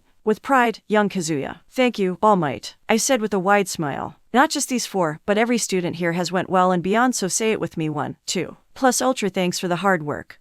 What was that, All Might? Well it's just they worked really hard so. Following the events of the sports festival, all of UA received a week-long break. For some, it was a chance to relax and recover. For others it was a chance to let loose and have a little bit of fun. But sooner or later, all the students found themselves back in the classroom, ready to tackle the next chapter of their lives. Kazuya was returning to school with Shinso on their normal morning train. He was currently minding his own business by listening to a few songs from his phone. Shinso, who was standing on the train car beside him, doing the exact same thing. It didn't take long for some of the other passengers to notice their UA uniforms and subsequently recognize them from the sports festival. "Excuse me, but are you Akio Kazuya, from Class 1A, the winner of the sports festival?" an average-looking man asked him. That question seemingly set off a chain reaction, as every other passenger then turned to the both of them in realization. "And you're Hitoshi Shinso, the one who got third place." In the next second, they found themselves surrounded with multiple people congratulating them for their performance. "Good job at the sports festival, you two were amazing out there." The first man who noticed them congratulated them with a smile. "You guys were amazing when you were being chased in the cavalry battle. I was totally on the edge of my seat," a young woman exclaimed. "You must have worked hard to get where you are now. Keep up the great work, lads." An older gentleman encouraged with a respectful nod. He had to admit that being praised like this by so many people was quite the experience, but it soon started to get a little too much. Even Shinso was starting to get uncomfortable from all the questions and praises. Some said that his quirk was amazing, others said that his student pledge was one of the coolest they've heard in years. It was all very appreciated, but all at once was just overwhelming. The older gentleman from before obviously noticed their plight and, thankfully, managed to get the rest of the commuters to calm down. After initially apologizing, they began to ask questions or engage in conversation a lot more sparingly. Soon enough, the two Hero Course students reached their stop. Kazuya and Shinso thanked all of them for their support once more before disembarking the train. Their attention were called back inside when the older gentleman from before called out to them. "Do your best, heroes." He smiled and gave the two budding heroes a nod, before the doors to the trains close. Kazuya and Shinso gave each other a grin and waved back towards the passengers as they continued to walk the distance to reach UA. Soon enough, they reached UA, and walked into the classroom to see that everyone was happily discussing the aftermath of the festival, specifically, the amount of attention they had attracted during the long weekend. "It's crazy how much attention we got after the festival. So many people recognized me," exclaimed Mina excitedly. "I know, right? Just one sports festival and now we're practically celebrities." Kaminari chuckled as he enjoyed his newfound fame. "Don't get a big head, idiot." Gyro rolled her eyes good-naturedly. "Hey, Mr. First Place, I'm betting a lot of people noticed you,"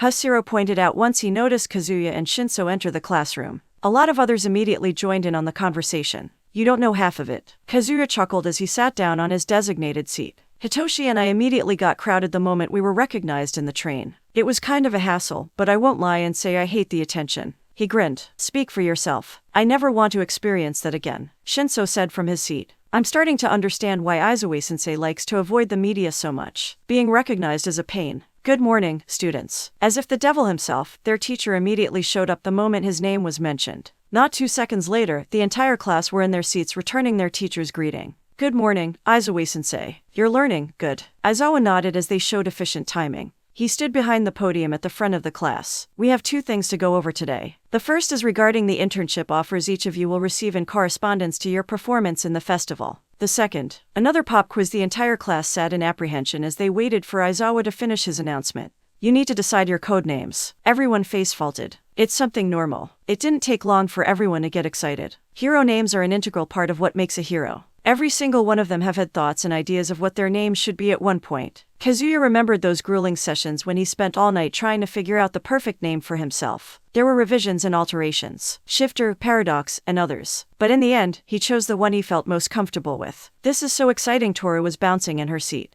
"I know, right? I can't wait to choose my hero name. I've had one in thought since I was in middle school, Kiro. This is gonna be manly." "Settle down." Aizawa immediately silenced the entire class with an application of his quirk. The floating hair and red eyes make for an intimidating sight apparently. "The first thing we're going to go over are the internships." Aizawa then proceeded to explain the process and intricacies of what they should do and what to expect for their first internships. Kazuya listened with rapt attention. If a pro extends an offer to any of you, it means they're interested in your future potential. However, these offers can be cancelled at any time if the interest dies down, which means that you have to keep proving yourselves worthy if you don't want your offers to be pulled back. Aizawa continued. "However, don't fret if you aren't picked now. UA has deals with multiple hero agencies that are willing to take on those of you who didn't get offers this time around. Here are the offers for this year, Class 1A. Aizawa informed as he hit a button on a remote and the screen behind him switched on. Akio Kazuya 5123. Todoroki Shoto 4987. Katsuki Bakugo 1341. Hitoshi Shinso 1089, Takoyami 471, Zero 319, Yaoyorozu 108, Hida 89, Kirishima 56, Midoriya 20, Uraraka 11. Normally, the numbers are more spread out. But this year, the top 2 have caught everyone's attention. Murmurs broke out of the large discrepancy between offers, but one put much thought into it since they deserved it after all. Many were happy that they received offers even though they had been taken out early in the 3rd round. Others were pretty bummed out they didn't make the cut.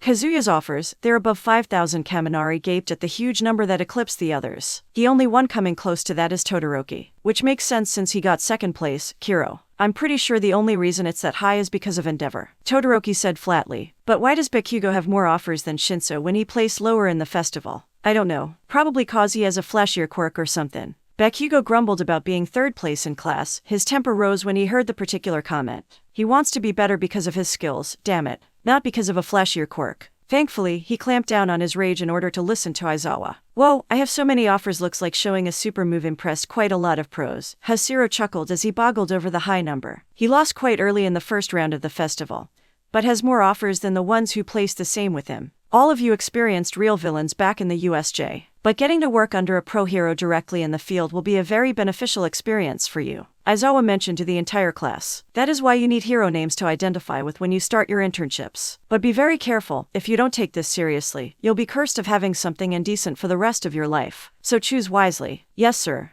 The Warping Hero. Shinso watched as the newly dubbed Froppy excitedly walked back to her seat after Midnight gave her the green light to use her name. More and more people finished and presented their hero names. Some got accepted. Others were told to sit back down and rethink. He looked down to his empty whiteboard before finally writing the name that came to mind. It was perfect in his opinion. It explains his goals, doesn't showcase his quirk or abilities, and badass enough to make villains quake in fear the moment they hear it. The Enduring Hero, Mastermind. Oh, Midnight grinned at the name. Yes, I like it. It incorporates well into your abilities without revealing anything, and works well with a mysterious persona, one that I think you'd pull off rather well. I approve. Thank you, ma'am. Shinso nodded to his teacher. He shared a fist bump with Kazuya and Kirishima on the way back to his seat. Looks like it's my turn. Kazuya stepped up to the podium. I've given this a lot of thought, and to be honest I have no other reason on why I chose other than it just felt right. He flipped the board to reveal his hero name. The Warping Hero, Red Flash. Who interesting. Midnight put her hand on her chin as she studied the name. It works well with your quirk and sends a message to the people that no matter the incident, you'll be there in a flash. It's similar to All Might in a way that it incorporates the type of hero you want to be in the future, she stated. Are you sure you're up for the task? Yes, I am, he stated with no hesitation. This was something he was prepared for the moment he decided to become a hero. Well, alright then, with Kazuya, that just leaves Ada, Todoroki, and Bakugo. I shall be next, Ada announced as he walked up to the podium. I have a duty to fulfill as my legacy, and like my brother, I will do so with the Ingenium name. The Turbo Hero, Ingenium. I'm happy for you, Ida. Tensei will be proud, Midnight said with a smile. Thank you for your words, Sensei. The hot and cold hero, Celsius, Todoroki stated, turning his board to reveal it to the class. Wonderful, Midnight beamed at Todoroki. It seems he's mellowed out since the sports festival. Principal Nezu had plans to help Todoroki break out of his shell and his issues with Hound Dog, but it looks like that won't be necessary. A fine name, Todoroki. Well done, said peppermint-haired student just nodded with a smile. Soon enough everyone managed to get their hero names approved of. Well, except Bakugo since he's adamant on having the word murder in hero name. He ended up just agreeing to use his name for now. Once we finished picking out our hero names, Aizawa explained more details in regards to the internship. The fact that it'll last for 1 week and each student should choose one based on the different specializations they want to enter. The bell then rang and the lists were passed out for the students to look over during the break. Immediately, every student started talking to each other about the internships they wanted to take. Kirishima wanted to be in the bigger cities where he can fight crime. Tsuyu wanted one that specialized in water rescue. Shinso studied the list he received with a clear eye. Of course it'll take a while to go through each name one by one considering the amount of offers he received. But honestly, he already has one person in mind that he wants to learn from. And that man had just left the classroom a few minutes ago. The Warping Hero. Todoroki sat at his desk, eyes closed in thought. Truthfully, there were other agencies that could prove beneficial for him. Other agencies that could teach him things he wouldn't get anywhere else. So why the hell is he still considering interning in endeavors he never wants to experience the type of training he did back when he was a child? He never wants to see that man again after everything he did to his family. But that won't solve anything. Right now, no one else in the world could teach him how to wield his flames better than his shitty father. He's the man considered to be the closest to All Might in strength after all. If anything, leeching of the number 2 hero for his skill and strength doesn't sound like too bad of an idea. The other issue is the one regarding his family. Todoroki is finally getting back into his mother's life and he couldn't be happier. He has scheduled visits every week to the hospital and he can't wait to see her again soon. His last visit went great and next time, he's planning on inviting Fayumi and Natsuo so they could spend time with her together. But what surprised him, however, was that his mother told him to forgive. Inji isn't a bad man, Shoto. At least, not anymore. I don't know what it is, but he's changing. And I think it's for the better. Todoroki just couldn't understand it. That was the man that destroyed his family, and she's asking him to forgive. It won't be that easy. It can't be. That's why he decided to see it for himself. Todoroki opened his eyes and nodded in determination. Quickly writing his decision on the slip of paper meant for internship choices, Todoroki mentally prepared himself to start socializing with his classmates. It was due time he made some friends anyway. Now, how do you start a conversation? The warping hero. Hey Kazubro, who are you thinking of getting for your internships? Kirishima asked as their group sat down on one of the tables in the cafeteria. The group consisted of himself, Kazuya, Shinso, Jiru, Yaoyorozu, Shiro, Mina, Kaminari, and surprisingly Bakugo. I still have no idea. Running through the list one by one is gonna be a pain. I wish I'd gotten less offers. He sighed. Humble much? Shinso asked as he took a spoonful of the ramen he ordered from Lunch Rush. Shut up. I'm going over to fourth kind. He's pretty manly and I know I'll learn something from him. I'm going with Death Arms, Jiru mentioned while twirling one of her earlobes. He's one of the heroes we could choose from the list of 40 that the school gave us. I'm hoping to learn more combat skills with him since I'm pretty lacking in that area. What about you, Shiro? I'm going with Kamui Woods. He may be pretty new but his skill's the real deal. I think I'm going with Uebami myself, Yaoyorozu announced as she wiped her mouth with a napkin. She's in the top 20 and is fairly popular. Faye, if you want to be stuck with a modeling gig and advertisement and other useless shit, then go for it, scoffed Bakugo. It was apparent how surprising this was as everyone on the table immediately turned their attention to Bakugo. Less so because of what he said, and more so that he actually said something. Excuse me, Yaoyorozu asked with surprise in her voice. All that chick is good for is the useless shit involved in heroics. You're better off with some no-name with actual skills rather than that pissant. Everyone, aside from Kazuya and Shinso, had eyes bulging out of their sockets and the crude way Bakugo just described a pro hero. While Bakugo's explanation could be a little gentler, Kazuya stated, slowly, Uebami is a popular search and rescue hero, but she earned most of that fame from charity, modeling, and sponsorships. If you do intern with her, you'll more likely be roped into doing commercial stuff rather than actual hero work. What the ginger said. Bakugo added before going back to eating his spicy bento. Kirishima could only boggle as the entire thing was just filled to the brim with chili powder. 2C. Yaoyorozu mentally crossed Uebami's offer from her list as she tried to think of another agency. I'm actually surprised Bakugo knows so much about Uebami to know that kind of stuff, Mina commented. Bakugo just rolled his eyes. I'm not Deku but I know my fair share of heroes. I do my own research on the more known pro heroes. It's necessary to know the people I would have to beat when I get to number 1. You're surprisingly a good conversationalist when you're calm like this, Bakugo-san. Yaoyorozu can't help but comment. Maybe you should tone down the vulgarity and keep up this version of you. Off, ponytail. Annie's back. Kaminari chuckled. But she's right, man. This is the longest time you haven't raised your voice since we've known you. TCH. Bakugo just turned away from the conversation. He was getting a little uncomfortable with the topic. Alright guys, lay off him. Kazuya intercepted. Noticing Bakugo's plight, he expertly steered away to another topic.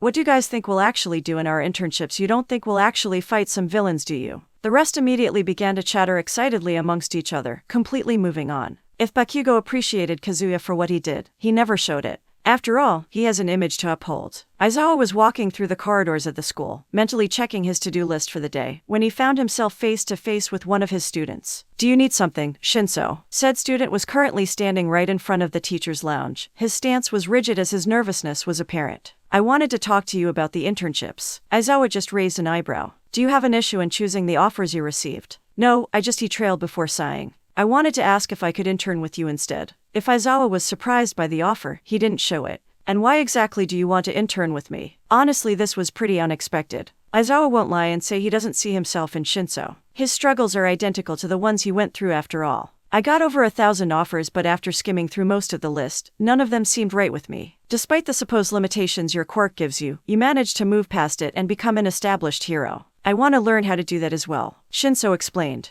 I've recently discovered a new aspect to my quirk, but it's nowhere near enough. I need to expand my repertoire if I want to be a better hero. Well, although rare, students apprenticing under UA teachers aren't exactly unprecedented. Aizawa studied Shinso for a while. He himself saw an opportunity here. Nezu never outwardly stated that UA teachers taking students for internships weren't allowed, so on all accounts it should be fair game. There are a lot of things he could teach the boy that would prove beneficial to him. Sure, it would cut into some of his sleeping time, but it would definitely be worth it if Shinso learned something from all of this. Never let it be said that Aizawa was a bad teacher. Very well then. You'll be coming with me on your internships. I'll see what I can do to make you improve. Word of warning, it's gonna be hell. He followed up on that sentence with a dangerous smile. Shinso couldn't help but gulp. The next few weeks are definitely gonna be filled with pain.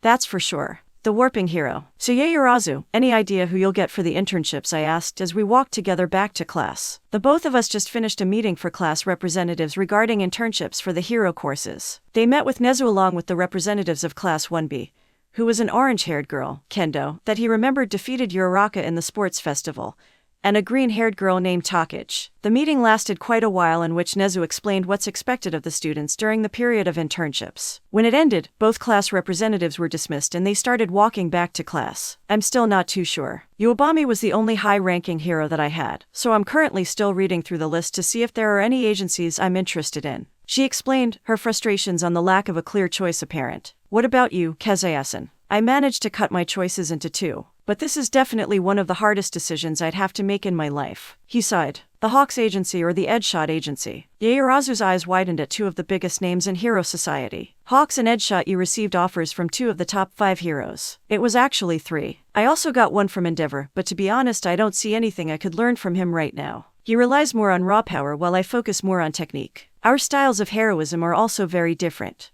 Quite so. But if you said you want technique, then isn't Edgeshot the better choice? Not to mention he also has more experience in the field than Hawks after all. Yaoyorozu offered her thoughts. True, but if you think about Hawks' feat in reaching number 3 just a few years after his debut, you'd have to give the guy some credit. He climbed the ranks fast. I suppose that is true as well, she thought as she cupped her chin. I understand your conundrum now. She chuckled, as expected of the impressive Kazuya. To think he would receive so many offers from top pro heroes. Compared to him, I'm just... Hearing Kazuya's apparent success wasn't doing Yaoyorozu's self-confidence any favors. Kazuya was also too lost in thought to notice her current predicament. During their walk towards the class, they managed to run into Shinso. Hey Hitoshi. He gave him a fist bump as they decided to walk together. What were you doing? I talked to Aizawa. I asked if I was allowed to intern with him instead of the pros on my list. He explained. And what did he say? Yaoyorozu asked, curiously. He said yes. I'll be spending the week of internships here at UA, studying under him. Much better than getting some random mook. Yaoyorozu grew quiet as she received that information. So you're allowed to ask the teachers instead for internships. Kazuya, Shinso, please excuse me, I have something to do. She quickly bowed before leaving. Kazuya noted that she ran in the direction of the teacher's lounge. What was that about? Shinso asked. No idea. Kazuya just shrugged before continuing on. Whatever it is, just leave her to it.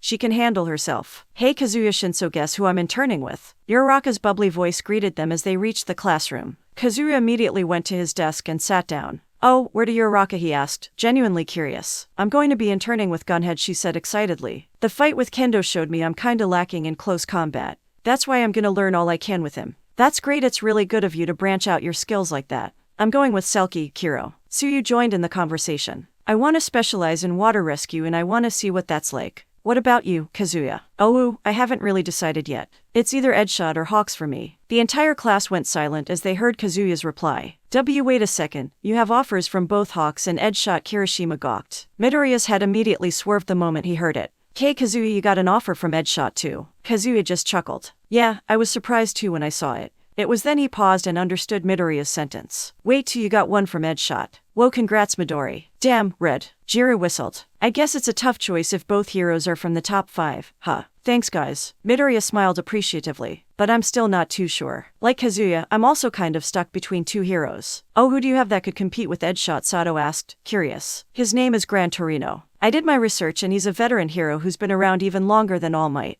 Can't exactly tell them All Might set everything up with Gran. The others will get suspicious otherwise. But why would you intern with some like that? Deku Uraraka asked. Isn't Edgeshot the better choice? I don't really know yet. Someone with as much experience as Gran would definitely have something to teach me. Midoriya said, unsure. I guess that's true. Uraraka shrugged. Anyways, I'm sure you'll make the right decision. No one here knows about heroes better than you after all. She gave a thumbs up. The brunette gained a healthy blush at the praise. Thanks Uraraka. Kazuya, you received an offer from Hawks as well? Takoyami questioned. As well, so you also got one from Hawks. Whoa, Uraraka gasped with all before she had to step back to avoid Midoriya's arms as he raised it in excitement. Takoyami, you're also working with Hawks? The green-haired boy yelled. Lucky he's such a hottie, I wish I got to intern with Hawks. Hagakure waved her arms as more and more students began to trickle into the conversation. Oi Todoroki, what about you? Who did you decide to intern with? Shinso asked the quiet boy. I'm going with Endeavor, he replied. Midoriya's energy levels immediately subdued as he heard that. Todoroki, are you sure? He asked with a knowing gaze. After all, he's the only one in the class that knows his classmates' history with his father. It's fine. He's the only one capable enough to actually teach me how to use these flames. Todoroki started, as everyone listened in. Besides, he earned the title of number 2 for a reason. There's a lot I could learn from him. Man, so many of us are working under a top 10 hero. The sports festival really did wonders. Kaminari chuckled. More conversations and chatter sprouted up from there. Everyone sharing the agencies they want to intern with and others talking about what they will expect during the internship. Kazuya just gazed at the internship form they were supposed to fill out with a lot on his mind. Indeed, choosing between the two heroes that offered to him isn't easy. On one side is the respected and experienced hero that could help him with more of the delicate uses of his quirk. With Hawks, although not much is known about the man, he is considered to be the current fastest pro hero, with mobility that is unmatched by others. That in itself is interesting for Kazuya. But in the end, there could only be one choice. He nodded in place as he formed a decision. Quickly writing the name on the piece of paper, Kazuya braces himself for a busy week. The warping hero. You've all got your costumes? Aizawa questioned the class as they stood in a station entryway. Remember, you aren't allowed to wear them in public, so don't lose them. Yes sir, yelled Mina excitedly as she lifted her case above her head. Speak clearly, Ashido. It's yes sir, lectured Aizawa sternly. Yes sir, pouted Mina as Kirishima patted her on the shoulder. Make sure to mind your manners at the hero agencies. Remember, you are there as students, listen to your superiors, and learn all you can. Now off you go. All the students immediately began to disperse. Some went together as they operate in the same cities, others went for the trains by themselves. But unlike most of their classmates, Shinso and Yaoyorozu stayed put as they stood beside Aizawa in the station. Alright then, Shinso, you come with me. Yaoyorozu, head back to the school and meet up with Midnight there. She'll be the one handling your internships, as per your request. Thank you, sensei. The vice president of 1A bowed. Aizawa just nodded at her before turning and walking out of the station, Shinso trailing after him. So what are we gonna do? The purple-haired student asked curiously. First off, we're gonna polish more on your hand-to-hand combat. We'll be covering quirk and stealth training from tomorrow. Once that's done and if we have more time, I'll see if I can bring you on one of my patrols. Shinso widened his eyes before nodding in understanding. He clenched his fists as he followed his teacher on the way back to UA. The warping hero. Kazuya stood beside Midoriya on a sidewalk as he looked into the front of Edshot's agency. His belongings for the 2-week internship period were beside him along with his costume as he studied the huge building that serves the headquarters for the number 5 pro hero. Suffice to say, the red-haired student was pretty nervous. It wasn't every day that you could learn under a top 10 hero after all. Not much could be said for his green-haired classmate, however, who was shaking so much in nervousness and excitement. He psyched himself up as he entered the glass doors of the building. He mentally whooped in joy at the sight of a small Starbucks shop the moment he entered the lobby. That's definitely a saving grace if I ever saw one. He continued further into the lobby. All around him he could see workers and psychics either lounging around or trying to get to their destinations. Akio Kazuya, Midoriya Izuku. I've been expecting you. A soft voice spoke up from behind him. The two students immediately turned around and saw Edshot himself, a steaming cup of coffee in his hand. He tilted his head as his one visible eye tilted in an eye smile. Edshot Kazuya bowed towards the ninja. Thank you for offering me the internship.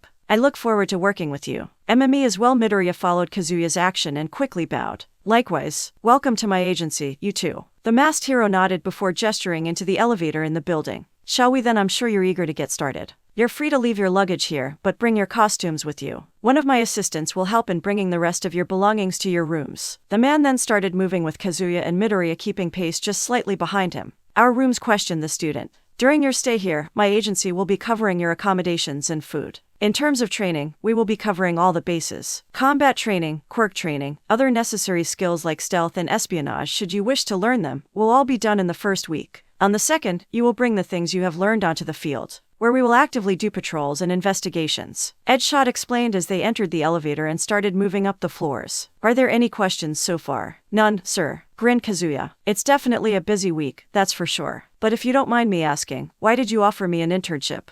That would be telling. Frankly, when I look at you, I see potential. Your quirk is powerful, sure, but you complement it with great skill and a creative mind. Very few people could do what you did, with most of them often only relying on raw power. I want to help you cultivate this skill. The refinement of fighting technique and strategic skill is something that many heroes value. However, the true reason I gave you an offer is because you are genuine. Genuine? I'm not sure I follow, questioned Kazuya as they left the elevator and entered a room akin to a dojo. A lot of people possess the abilities I mentioned just now. But what you have that others don't is that you have the makings of a true hero. Edgeshot sent an appraising eye towards him as stepped into the training area. When I thought of who I wanted to send my internships to, I didn't take into consideration what their skills or quirks were. What I looked for was the personality of each candidate. I saw how you interacted with your classmates, your hero's pledge, the way you interacted with the foes you defeated during the festival. You are strong, yet humble. You have every right to be arrogant with the power you have. But you chose not to be. I can't say the same thing towards your classmate with the explosion quirk, however. Kazuya gained wide eyes as he listened to Edgeshot.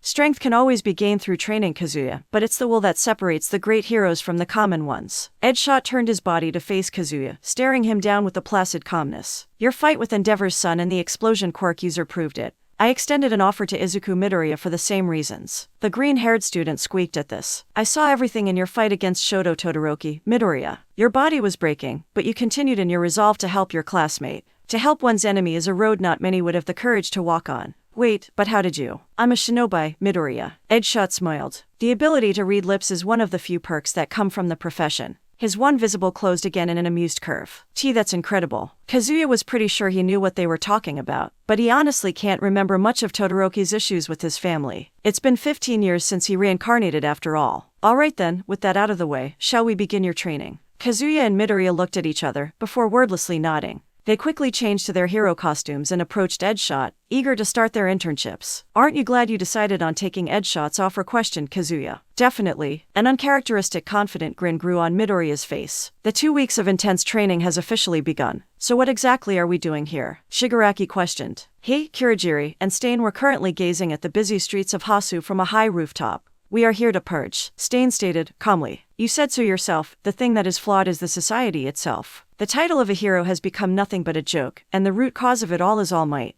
an existence that is akin to a god to them. So to change it, we need to show them that the so-called symbol of peace isn't as almighty as they thought he was. Shigaraki continued, seeing his point of view. But how exactly are we going to do that? We don't stand a chance against All Might as we are now. And that is exactly why we are here, Stain states as he slowly dragged his arm to the view of the city. Hasu currently houses one of the highest number of heroes in one city. It's time we thin out the numbers. Shigaraki gained a look of understanding. I see. All Might's presence gives the image of existing peace. As long as he stands, no evil shall reign. That is what the people believe. By thinning out the number of heroes that reside in Hasu, not only do we prove that the peace he prides in is nothing but a farce, but it also serves as a declaration of war. Kurogiri finished. Are you sure this is a wise course of action to take? To mirror this would undoubtedly put much attention on us. That's exactly it, Kurogiri. That attention is exactly what we need. Because heroes aren't the only ones who will be watching. Kurogiri widened his eyes at that, while Stain gained a dangerous smirk. Are you saying? Yes, it's time for us to gain more allies. Ones that share our same belief. Shigaraki continued as his eyes, which were covered in an artificial hand, blazed in defiance and determination.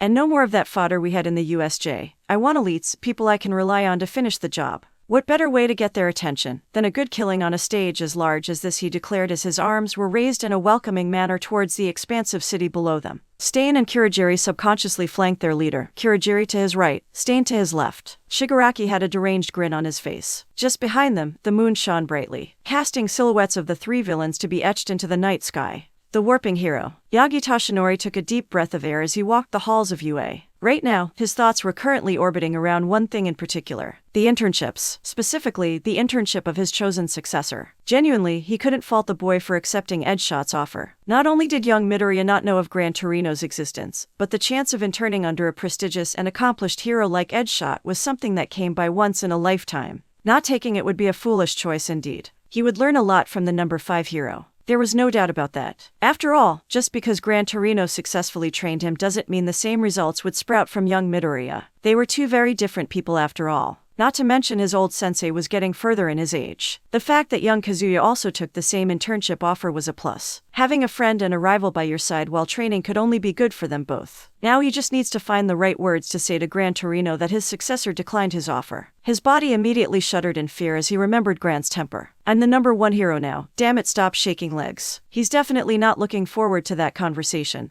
That's for sure. The warping hero. Izuku panted in short breaths as he tried his best to balance himself on a tight pole. Just ahead of him, Kazuya was flashing across from post to post. trying his best to maintain the speed at which he teleports with the accuracy of landing exactly on the wooden logs. They were all barely a feet in diameter, and they only got smaller and smaller as they got further into the course. Edgeshot had them go through an obstacle course to determine their current levels. They were free to use anything in their disposal as long as they get to the finish line. Suffice to say, Kazuya managed to outdo him by quite a large margin. It's understandable as he still doesn't have proper control over his quirk, while Kazuya arguably has the best mobility in class. However, their costumes have received upgrades for preparations for the internships. Luckily, he managed to send a slip beforehand to Mei to do some personal upgrades. As a result, his boots and gloves now possess the same capabilities as the support gear he used in the cavalry battles, meaning he can use his powers to some extent without injuring himself. Utilizing his quirk, he's now able to dash forwards in small strides by channeling power to his feet. However, much to his chagrin, Midoriya still failed to catch up to Kazuya in the obstacle course. When he was only halfway through the race, Kazuya reappeared at the top platform, pressing the buzzer that marked the end of the course. The timer immediately lapped his time as 1:16, a much better score Edgeshot thought he would get, considering the widening of the hero's one visible eye. Soon enough, Midoriya managed to finish the course himself with a respectable time of 2.59. He huffed in exhaustion once he rejoined Kazuya and Edgeshot on the ground. He could barely reply in thanks as he took the water bottle that Kazuya offered. "Well done, both of you," Edgeshot said, making both students look up at the pro hero. "Kazuya, you have agility and speed. The precision and timing you have over your quirk is also impressive. However, that doesn't mean it couldn't be improved. For the next week, we will be focusing on increasing your reaction speed along with coming up with perfecting the moves you already have," he stated, gaining a nod from the red-haired friend. "As for you, Midoriya, it is clear to me that you still lack control over your quirk, is that right?" "Yes, sir," Midoriya said. "That's why I have these with me." He raised his glove-covered arms and pointed to his boots. "They take in the rebounded power from my quirk so I don't injure myself." "Very well, for you, we will be putting a heavy emphasis on control training. We'll figure out a way so that just the simple use of your quirk doesn't grant you life-threatening injuries. Aside from that, I would like to polish up your hand-to-hand combat. You have good instincts, but you never had formal training, have you?" "No, sir," Midoriya replied, a little bit ashamed. If only he didn't spend the years in middle school wallowing in self-pity. He should have gone for some martial arts training at least. Edgeshot's eyes curved into a nice smile. "Relax, Midoriya. It's not something to sweat over. That is exactly why you are here now, to learn." "Now then," Edgeshot stated, as his body folded and contorted into string as it floated back to the obstacle course, swerving through the logs and platforms as it reached the other side and immediately shifting back to his human form. Midoriya could only gape in shock and awe at seeing the number 5 hero's quirk in action. He was so fast that he covered over 70 meters in the blink of an eye. "With this method, I'll be able to teach you both what you need at the same time." He and Kazuya prepared themselves as their hearts pumped in anticipation. "We'll be playing tag." The both of them immediately face-faulted at that. What? It's simple. You two need to try your best to catch me." For Kazuya, facing an opponent who could not only keep up with your speed, but also move just as fast is a situation I believe you have never experienced before. Doing so will not only prepare you for a higher level of high-speed combat, but also allow you to see mistakes in your technique that you otherwise haven't noticed before, Edgeshot stated. For Midoriya, this situation will force you to adapt. As of right now, you won't have a chance in touching me unless you make strides with your quirk. If the details about your quirk that I received from you and the school are to be believed, then a stockpiling quirk such as yours should be capable of increasing your overall movement speed.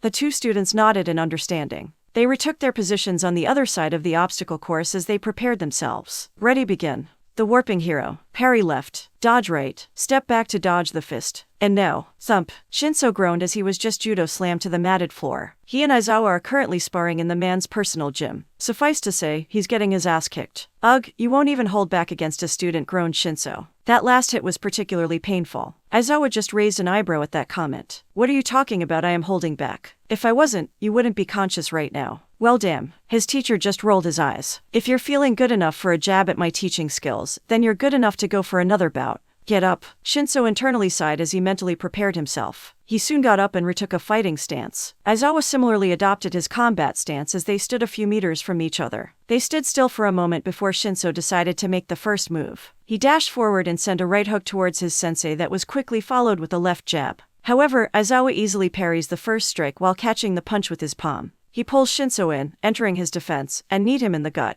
Shinso was forced to take a few steps back and hold his stomach in pain. He immediately put his arms up in an effort to block the strike from Aizawa. Punch after punch his teacher sent that he could barely defend against. However, he soon noticed an opening in Aizawa's attacks. Timing it perfectly, Shinso managed to counter an attack with an uppercut that connected. Immediately following up his attack, Shinso was relentless as he prevented his teacher from recovering. The difference in skill and experience showed, however, as in a single move, Aizawa managed to regain the upper hand by doing a feint. He swept Shinso's feet from under him and immediately put him in a chokehold. Shinso struggled as he tried his best to get free. TCH, limiter release, he muttered to himself. Shinso's eyes glazed over as he used his newest move. Immediately, he overpowered Aizawa and escaped the hold, the sudden increase in strength allowing him to do so. Quickly getting up from the prone position, he and Aizawa engaged each other in combat once again. Shinso threw simple punches and jabs that the pro hero had no trouble dodging before Aizawa grabbed one of his extended arms and judo slammed him to the ground. Ugh, damn it, cursed Shinso as the pain broke him out of the self-hypnosis. You've improved. You lasted 6 seconds longer from last time. You also managed to land a hit on me. Well done. It sure as heck doesn't feel like it.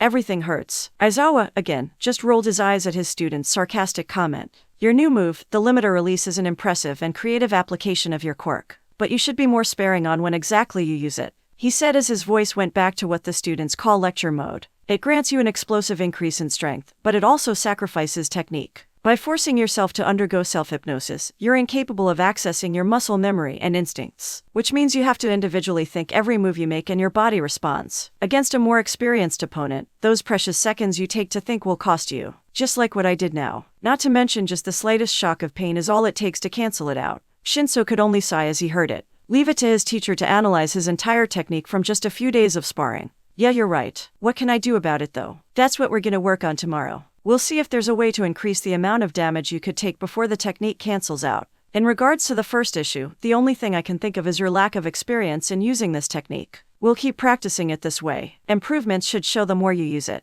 Shinso nodded as he chugged his water bottle before wiping his mouth with the back of his hand. Gotcha. Thanks, sensei. Don't mention it. Now go hit the showers. We're done for the day. Shinso went to do just that as he reflected on the past 3 days of internships. Indeed, going with Aizawa was the best decision he ever made. He's made more improvement in the 3 days he spent training with the Racerhead than he did in his entire life. The man was just that good in finding mistakes in his stances and moves and helped in rectifying them. Even though they've done nothing much but hand-to-hand combat training these past few days, he never felt better. A jolt of pain suddenly reminded him of his aching ribs. Scratch that, he's definitely felt better. The warping hero. Midoriya cursed in his head as he struggled to keep up with his classmate and current teacher. He only barely reached the platform they were originally on before they blitzed to another location. The sounds of folding paper and the flash of red marks each of their movements respectively. He quickly grew frustrated with himself as stages of his inferiority complex resurfaced. He forced himself to take a deep breath to quell his growing anxiety. Come on, Deku. You have a good head on your shoulders, so use it.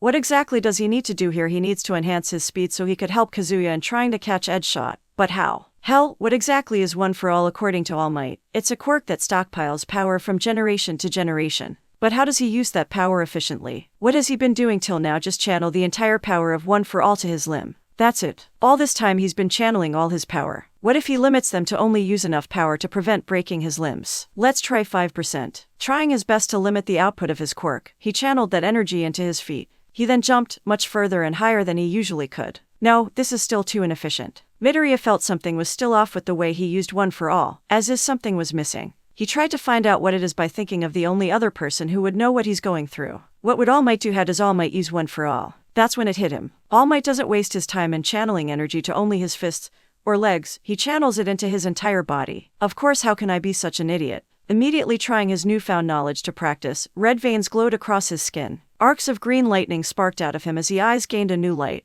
I'll call this One for All, full cowling. His new achievement gained the attention of the other 2 people in the area, who stopped their pursuit in exchange of studying Midoriya's new form. He didn't give them a chance to react as he immediately moved to their position, regaling in his newfound speed. He reappeared next to them in seconds. The both obviously shocked by the improvement. Damn, you got pretty fast there, Midoriya. Kazuya smirked as he looked into his friend's new form. Indeed, would you like to put it to the test? Edge Shot questioned. A nod is all he gave, before all 3 disappeared in a burst of speed. And now, in addition to the sounds of folding paper and flashes of red, are arcs of green lightning moving around in a blur all across the obstacle course. Thank you so much. An elderly lady thanked him as he helped her across the active streets of Hasu. Around him, people were milling about their business. Some were walking with purpose while others were simply out in the night to enjoy the fresh air. All in a day's work, thought Native. Native continued his patrol as he walked around the city, keeping an eye for the occasional villain and stopping a few times to talk to the locals. It was late into the night when he heard a pretty loud bang coming from one of the alleyways. Thinking of trouble, the pro hero immediately went to investigate. He arrived on a small alley with a few dumpsters littering the path. It was empty save for a fallen trash can which he assumed must have made the loud noise. Must have been a stray cat. It was pretty dark, so Native had to squint his eyes as he visually scanned the area. There was nothing else there aside from the fallen can, so he visibly relaxed before turning around to exit the alley. He never noticed the red-scarfed man that silently jumped down behind him and slit his throat.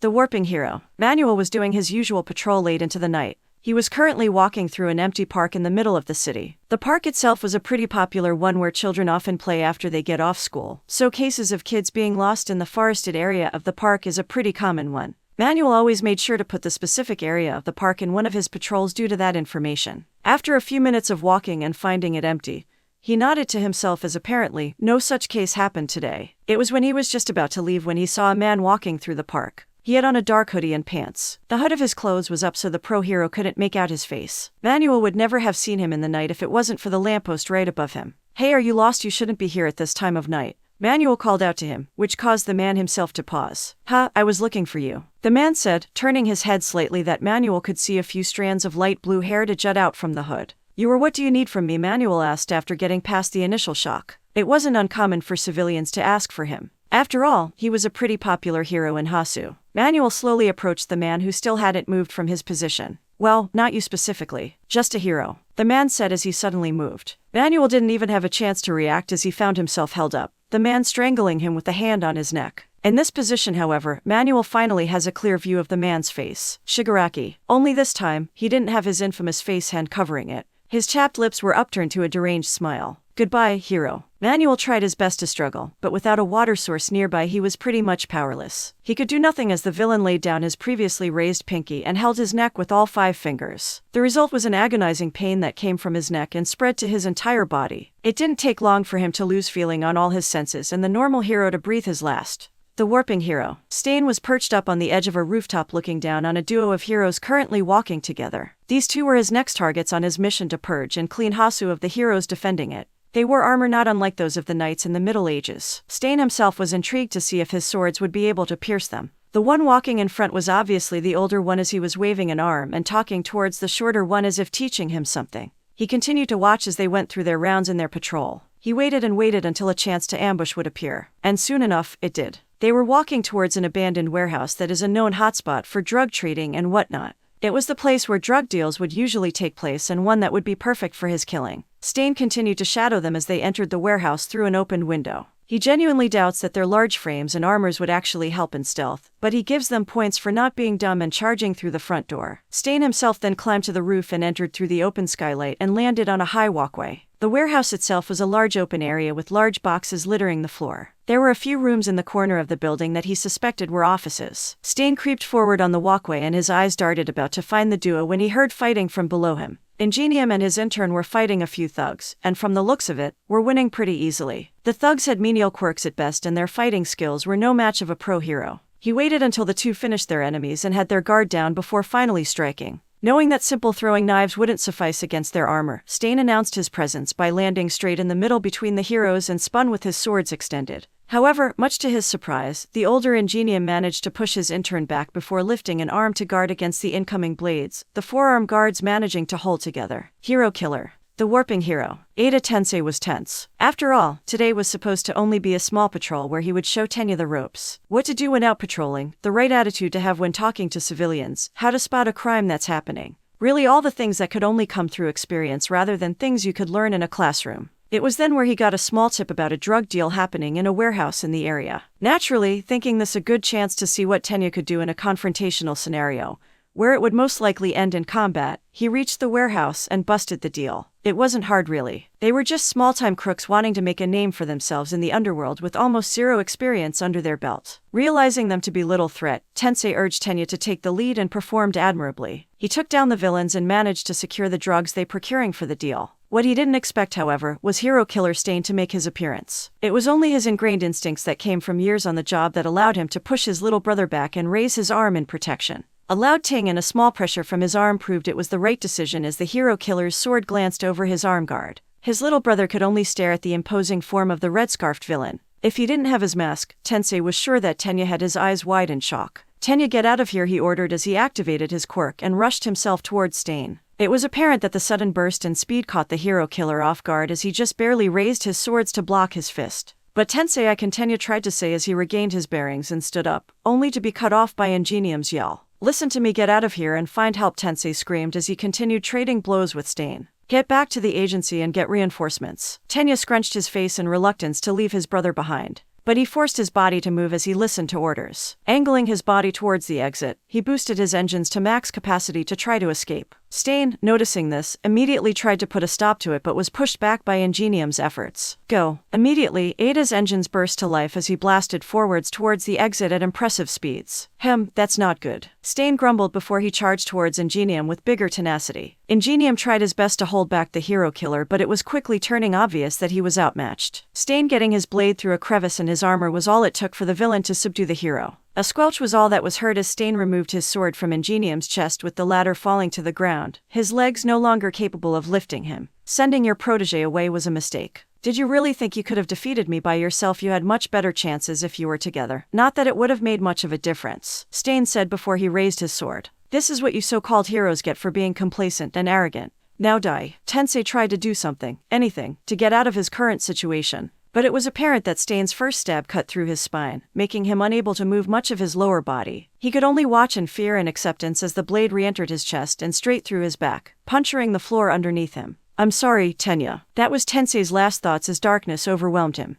The warping hero. On the dark covers of the night, unknown to the people, more and more heroes would meet their end by the duo of Shigaraki and Stain. The killings were all done quietly and efficiently that no one knew of their existence as of yet. Heroes out in patrol, ones they would meet by chance, and even ones in civilian clothes that they managed to recognize due to their fame. Not one was spared. Stain eyed the cluster of heroes that ran towards the warehouse he had just been in. Most likely they were the reinforcements that Ingenium hoped for earlier. The sidekicks of the Ingenium agency. They would soon find out, however, that they were much too late. He ran and jumped over the rooftops to meet with Shigaraki. They have done enough for today. Not to mention, with heroes now in the know of one them being killed, investigations towards the others will soon take place. It would be best that they retreat now. Stain grinned as he thought of the purge he had done today. It was much bigger than any that he had done previously. Truly, joining the League of Villains had changed with methods. Usually he limits himself to 4 heroes per city. Today he killed 3 times that number by himself. This will definitely make a difference. The push that is needed for society to realize the cancer that is brewing underneath them. With the plans that Shigaraki has made for the day after, that day would come sooner than he expected. The warping hero. Shigaraki waited on a low rooftop of a building, waiting for his partner to show. He did his part and was now waiting at the rendezvous point so Kurogiri could pick them up. It didn't take long for Stain to appear on the rooftop, looking no worse for wear, aside from the slight ruffling that Shigaraki could see from his clothes, which he pointedly ignored. Considering the nature of their plan, getting into a few fights were expected after all. They soon regrouped and after confirming a mission success, walked into the dark purple portal that appeared behind them. Did everything happen as expected? Tamura Kurogiri questioned after the 2 villains exited the portal and entered the bar. That depends on tomorrow. Is everything prepared? Shigaraki asked the bartender. Yes, Shigaraki. Everything regarding the broadcast has been set up accordingly. Shigaraki then gave the signature maniacal grin. Perfect. The warping hero. A heavy rain covered Hasu City as if symbolizing the tragedy that befell them just a day ago. A total of 22 heroes found murdered in brutal fashion in different locations all throughout the city. It was a disaster never before seen since All Might's era, and people wonder what the ramifications of such an event would lead to. The news have caught into such an event and all across Japan. Details about the killings are being reported to the world. Investigations have begun by the police and local heroes regarding the true nature of the killings. But what caught their attention was a stylized symbol found near where each killing took place. The letter V drawn with the victims. These symbols remain to be the only clue that the police could find. And the cause of these killings, as of right now, still remain under investigation. A local newsreader trailed off as the people watching could see she held a finger to her ear. I just received a report that we have received a live video share of the people claiming responsibility for this event. We will switch immediately towards the live feed. Screens then shifted as an image was shown on every TV in Japan. The video showed 3 people standing facing the camera. Shigaraki was the first to speak, Kurogiri standing to his right while Stain on his left. Greetings, Japan. We are the League of Villains, Shigaraki introduced. For years, this sham of a society has been plagued by do-gooders that call themselves heroes. Heroes that pretend to be society's guardians while pretending not to see those you swept under the rug. You ignore those who are unseen and believe yourselves to be noble. Shigaraki then pointed a finger towards the unseen camera, conviction and will filling him as waves of lust could be felt all across Japan.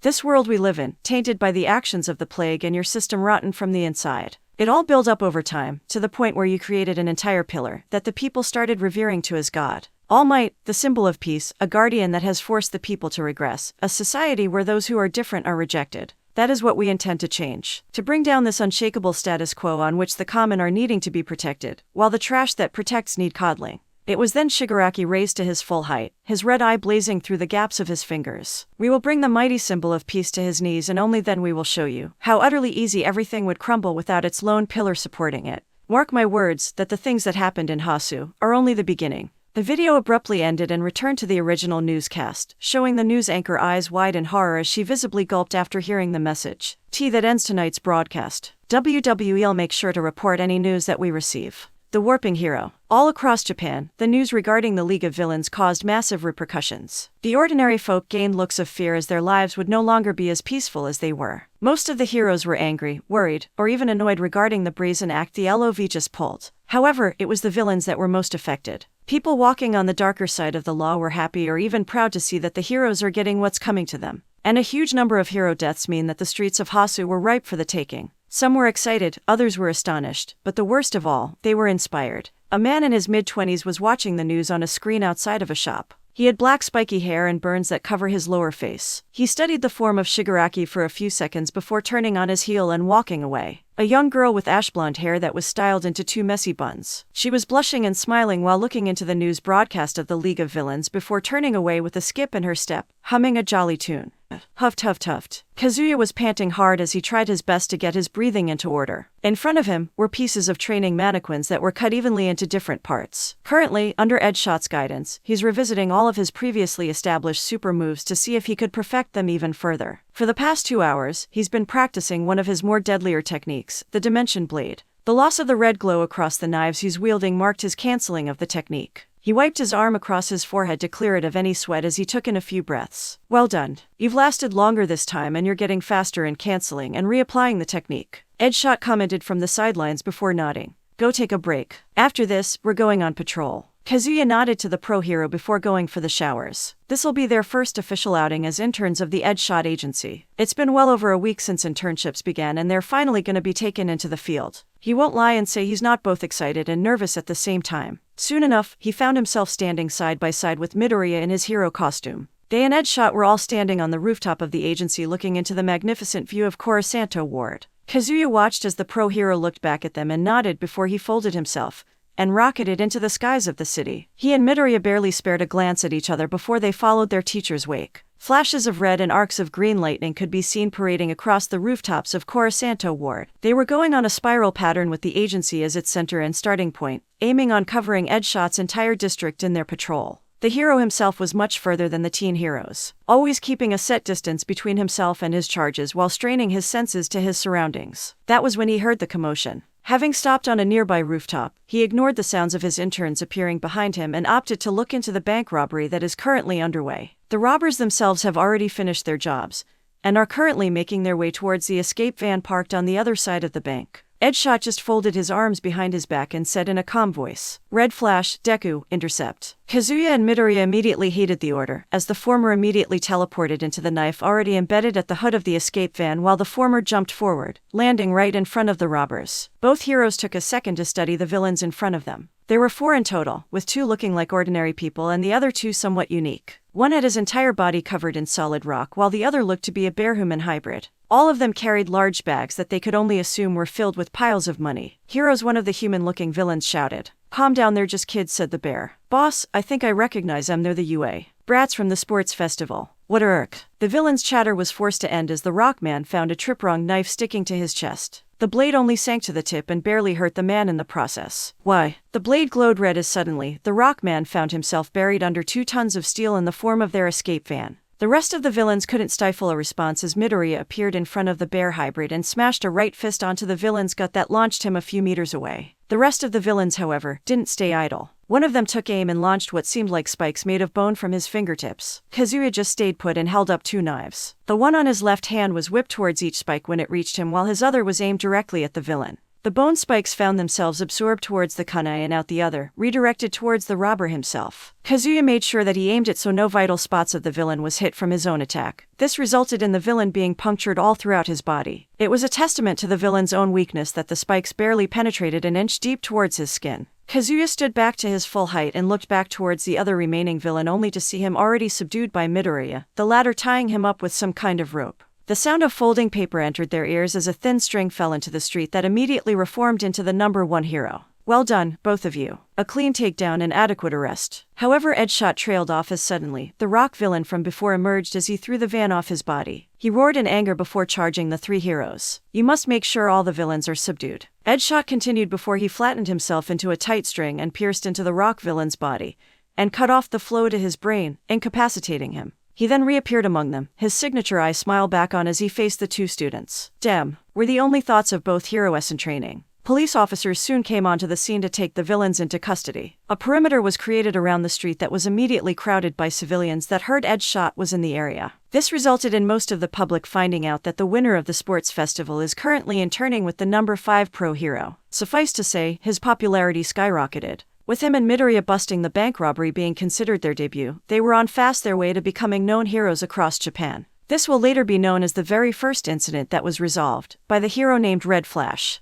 the warping hero. Kazuya was sitting on his bed in the assigned room of Edgeshot's agency, his back leaned against the frame. He had just returned from their patrol for the day and although tired, he still had some energy to spare. This was the result of the week-long training he had with Edgeshot. The man just knew the best ways to train up stamina, especially after Kazuya explained just how crucial it was for the constant use of his quirk. He even managed to help think up some more creative ways in using Kazuya's quirk, especially the ones that involved the more technical uses in support rather in combat. It was something he only realized once pointed out to him. Kazuya very rarely, if ever, uses his quirk in tandem with other people. He tried to argue that it was because of the limited number but quickly rebutted himself since he had thought of a way to counteract that ages ago. While it's true that his markers are limited in number, he could always just delete unneeded ones and reapply them someplace else when he needs them. Not to mention that the number has grown to be quite significant now. Most of the time, he only made strides and actions where he is always the main actor. Sure, he accepts help from people, but he always forces himself to take on the biggest burden in every situation. He took on most of the fighting in the battle trials, he took risk after risk and nearly killed himself in the USJ, he took on the bulk of the job in the cavalry battle. So many things could have ended differently if he had relied more on other people. To be honest, I'm here to mooch off your strength. Shinso's words from the sports festival suddenly came to the forefront of his mind. He's gotten so used to people relying on him that he's never gotten used to relying on others. Kazuya, what can we do? Pray, the meteor shower in the USJ. There were plenty of other people who could help, but he yet again chose to take on everything by himself. No wonder Shinso was pissed. There was nothing wrong in taking a supporting role. It was an ideal that Kazuya believed wholeheartedly, but it seems it never stuck true to him on a personal level yet.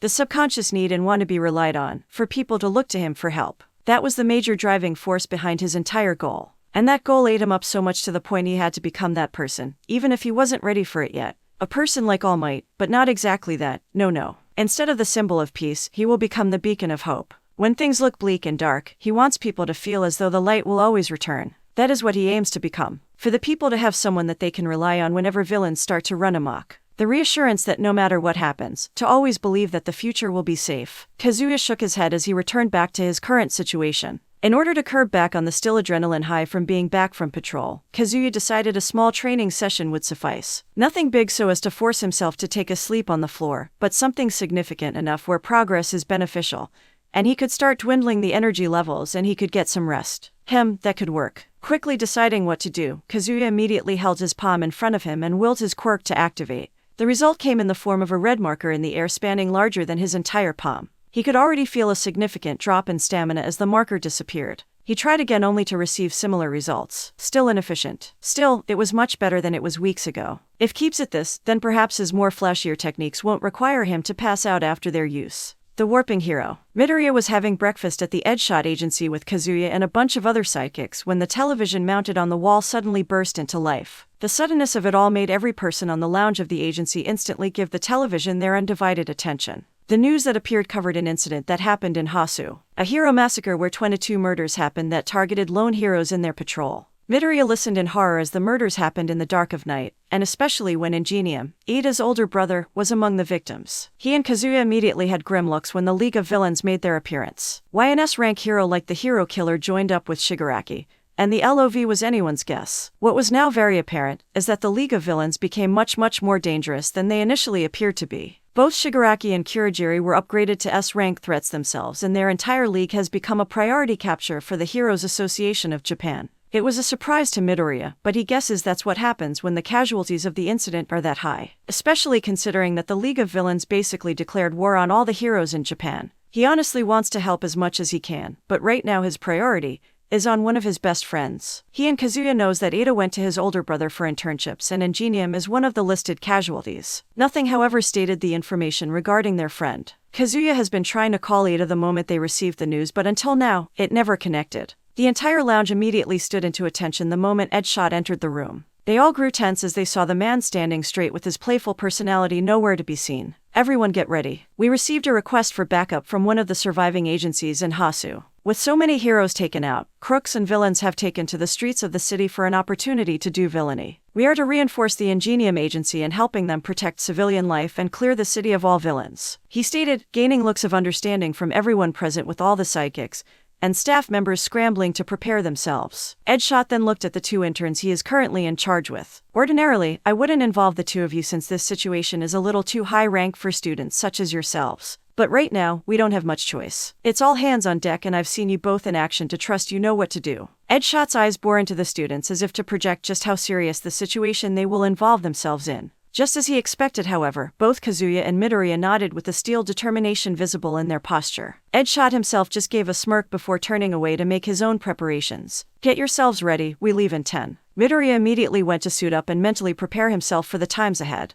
The warping hero, Hamenji Todoroki, also known as Endeavor, looked at the notification that appeared on his computer screen. He had just read the reports regarding the incident on Hasu City and was contemplating on what the existence of the League of Villains means getting forward. He folded his arms as they rested on his chin. It's obvious now that the villains are getting more coordinated. They must have realized that individually, they don't stand a chance against the full might of pro-heroes and chose to band together to do villainous deeds with allies. It was a troublesome thought, and one he will rectify immediately. He is Endeavor, the number 2 pro-hero, known as the hero with the most arrests and solved crimes, even exceeding All Might himself. That was when the notification popped up and he raised an eyebrow as he read the entire content. The agencies in Hasu are requesting reinforcements from the Endeavor Agency and the Edshot Agency to resolve the current situation following the massacre in Hasu. Villains of all kinds are running rampant on the streets in regards to the reduced number of heroes that now reside in the city. It was a logical move, especially considering the heroes killed off were some of the more competent ones. And having 2 of the current top 5 heroes will see that the situation is contained and resolved quickly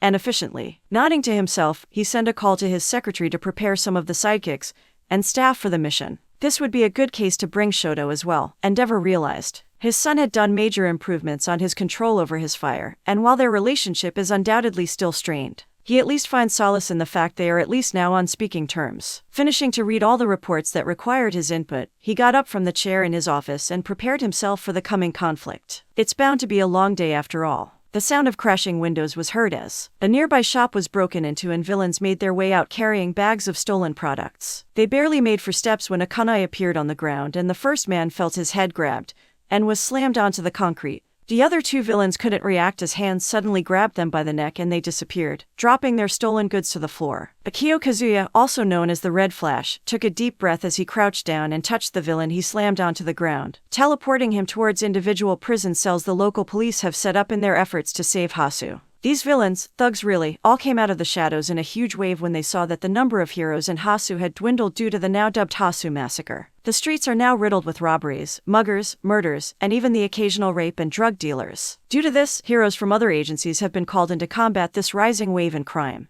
Mainly, 2 of the current top 5 heroes, the Edshot Agency and the Endeavor Agency. Together, they managed to regain somewhat of a foothold of the chaotic situation. Endeavor himself went on with Todoroki to one of the more active hotspots where the crimes are located. His firepower and strength crucial in spearheading the attack to take back the city. Edshot, however, went to clear the borders of Hasu. With his speed, covering that large of an area is plausible for him. He and Midoriya wanted to go with him as backup, but Edshot turned them down saying that for the current situation, it's best for him to go alone since they couldn't keep up yet. Of course, he and Midoriya tried to argue that they've gotten better since their first day of internships, but that was when the ninja hero proved them his rank when he folded his body and launched himself faster than the speed of sound. Suffice to say, he and Midoriya were humbled. It was in one of the briefings that he had been given the job to scour the city and engage as many villains as he can. With his quirk, he's able to transport villains towards safeguarded cells in an instant.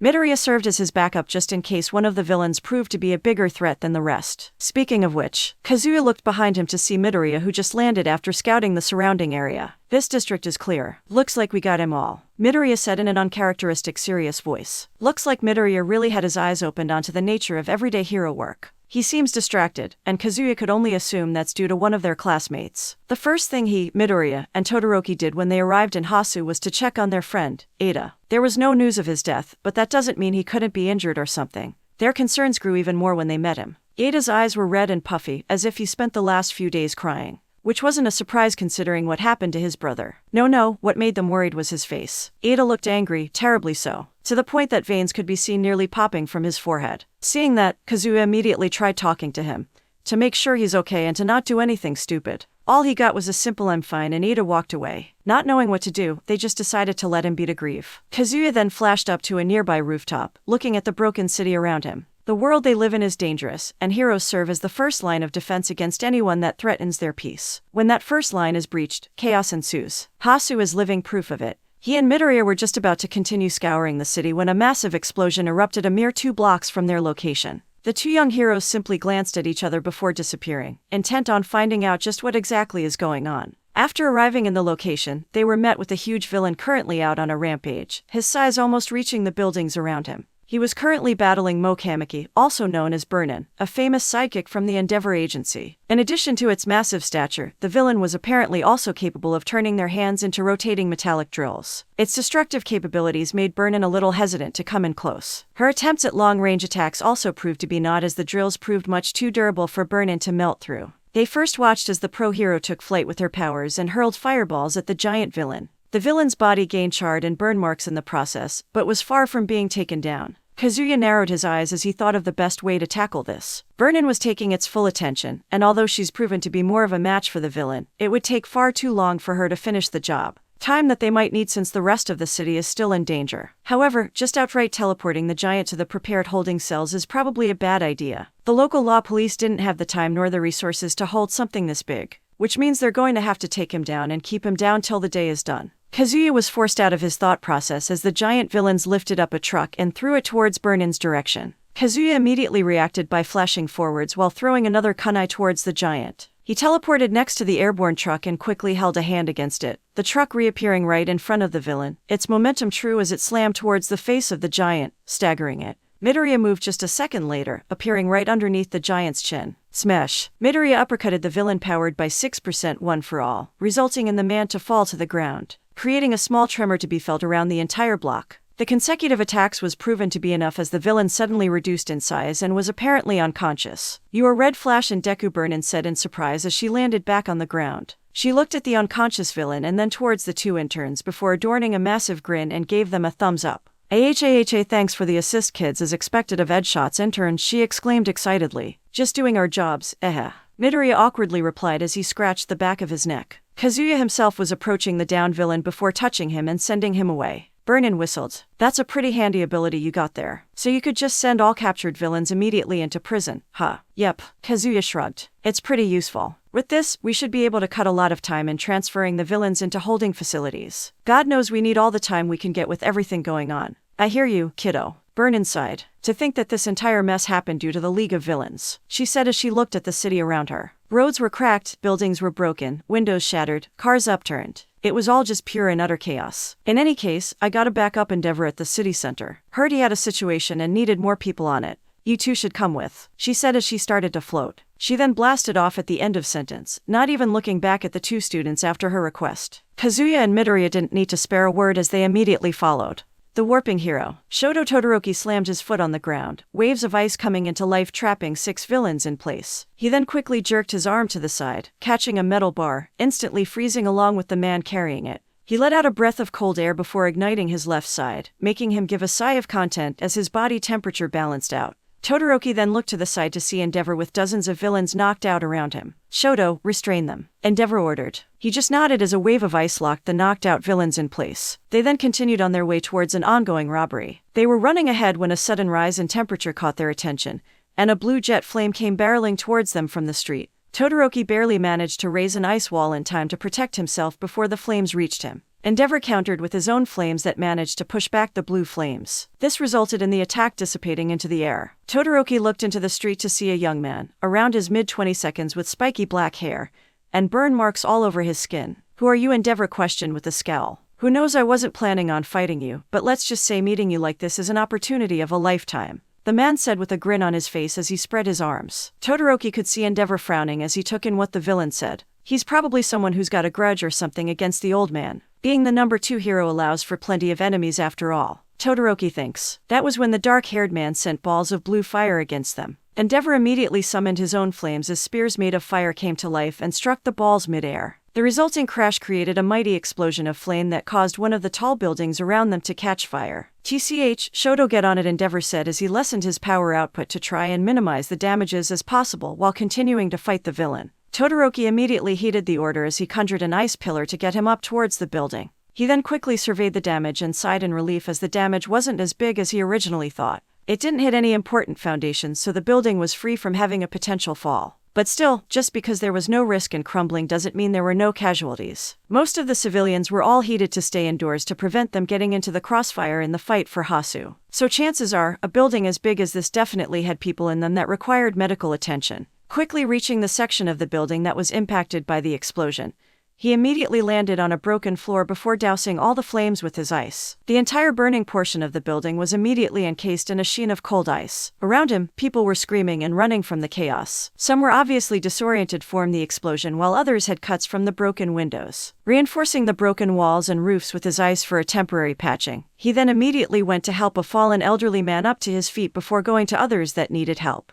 Noticing a middle-aged woman still crumpled on the floor, he immediately went to her side to look her for injuries. "Are you okay, Mom?" "My leg." Todoroki looked toward the appendage only to grimace. There was a nasty burn on both her legs, reaching all the way from her ankles to her knees. Todoroki then immediately began applying burn cream and ointments on her wounds, bandaging the injury as best as he could before picking her up bridal style and carrying towards the stairs. Seeing the rest of the civilians standing around like headless chickens, he screamed at them to take to follow him. "Are there any exits that lead to the other side of the building?" he asked a man that was running beside him. Judging from his way of dress, he was most likely a worker in the building. "Why, yes, there is a door from the kitchens that lead outside. It's mostly used by maintenance people." "Perfect, lead us there." The man nodded as he took the lead, allowing Todoroki and the rest of the people to follow. It didn't take long for them to reach the doors to the outside. What did surprise him, though, was running into his class president and classmate on the street the doors opened to. "Kazuya, Midoriya," he exclaimed in surprise. "Todoroki," Midoriya shouted with a smile. The smile immediately turned to worry as he analyzed the injured woman his classmate was carrying along with the others. "What happened here?" Burnin asked with a serious expression on her face. "They got caught in an explosion. Endeavor is still apprehending the perpetrator as we speak," Todoroki explained. She nodded at the information. "Very well. Flash, Deku, you two help Shoto escort the civilians to a safe place. I'll assist Endeavor with the villain." All three immediately nodded as they each helped an injured civilian before leading them away. Todoroki looked back towards the street where he came from. Flashes of red and blue flames could still be seen from behind the buildings. He then turned away, focusing on his job in the rescue opus before parting with the thought,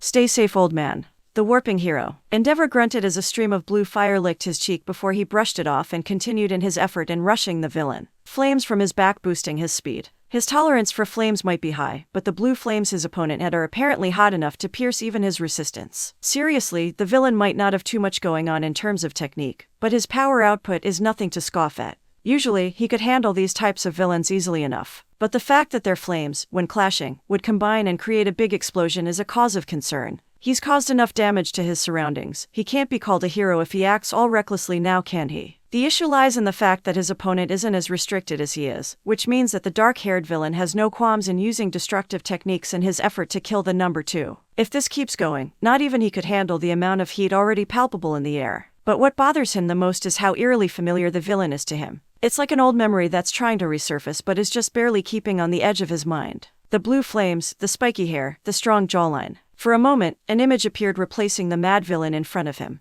But instead of the tall, scarred, black-haired villain, the image showed a child with white hair, grinning towards him with all the innocence in the world. He mentally shook his head, dissipating the image before him. Now's not the time for distractions. Endeavor quickly reached his opponent before throwing a point-blank jet flame from his fist. The young man was forced to cross his arms facing Endeavor with his palms, creating his own flames in an effort to block the attack. The resulting explosion knocked them both back where the villain was sent skipping towards the street. Endeavor himself managed to regain his balance quickly enough with the aid from the flames on his back. Immediately taking advantage of the opening, Endeavor rushes towards his recovering opponent while engulfing his arm in flames before delivering a powerful right hook. Vanishing fist. The attack managed to connect with the man's jaw, sending him flying towards a bus, folding it in half with the impact. Seeing his opponent finally unconscious, Endeavor lowered his fist and dissipated the flames around it. He was just about to take the man into custody when someone called for him. Endeavorson. Glancing sideways, he could see Burnin appear flying from the corner street. Seeing that it was just her, he walked towards the prone villain. However, before both heroes could react, the villain's body was swallowed by a purple shadowy gate before it completely disappeared.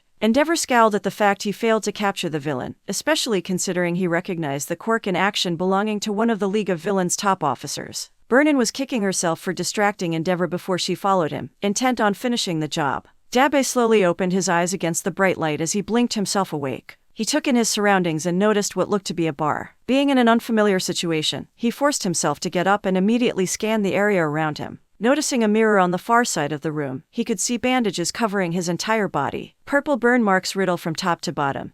But those are the ones he's grown accustomed to seeing since long ago. It was the large bruise forming on the side of his cheek that got his attention. It contrasted with his rough patched skin and he found himself remembering the recent fight he had with Endeavor. However, despite the severity of the injury itself, he barely registered any of the pain. After all, his nervous system had already suffered from his immolation, causing his body to be insensitive to any sort of pain. So you're finally awake. Dabe immediately turned around, arms uplit with blue flames as he held it threateningly at the source of the voice. The man just ignored him while continuing to wipe a few glasses behind the bar. Whoa, easy there. Wouldn't want you to burn down the entire bar now, would you? Easily recognizing him, Dabai said with a low voice as he slightly lowered his arms. You're Kirigiri of the League of Villains. In the flesh. However, you have me at a disadvantage. You might know me, but I don't know you. Dabai continued to look at Kirigiri before sweeping his eyes across the entire room before introducing himself. Dabai, a codename. I never trust anyone with your real name, especially in this job. Kirigiri commented. Dabai himself just narrowed his eyes. Look, I appreciate the rescue, but why exactly am I here? I doubt you did all that out of the kindness of your hearts. Well, you would be right. A sudden voice made him swerve towards the entrance of the bar. Shigaraki made his appearance as he strided confidently into the room. Dabai raised an eyebrow in a silent question. He also kept his guard up just in case. Although the man in front of him seemed rational enough, there were rumors that the head of the League of Villains was a little bit on the crazier side. When we heard rumors that someone was going toe-to-toe with Endeavor himself, we couldn't help to be intrigued. After all, whoever this person is could either be foolish or dangerous, so which are you? How? What's it to you? Dabai challenged back. I'm looking for allies. Elites that are able to do things that I can't. Ones that I can rely on to get the job done. And you, Dabai, make for a good first candidate.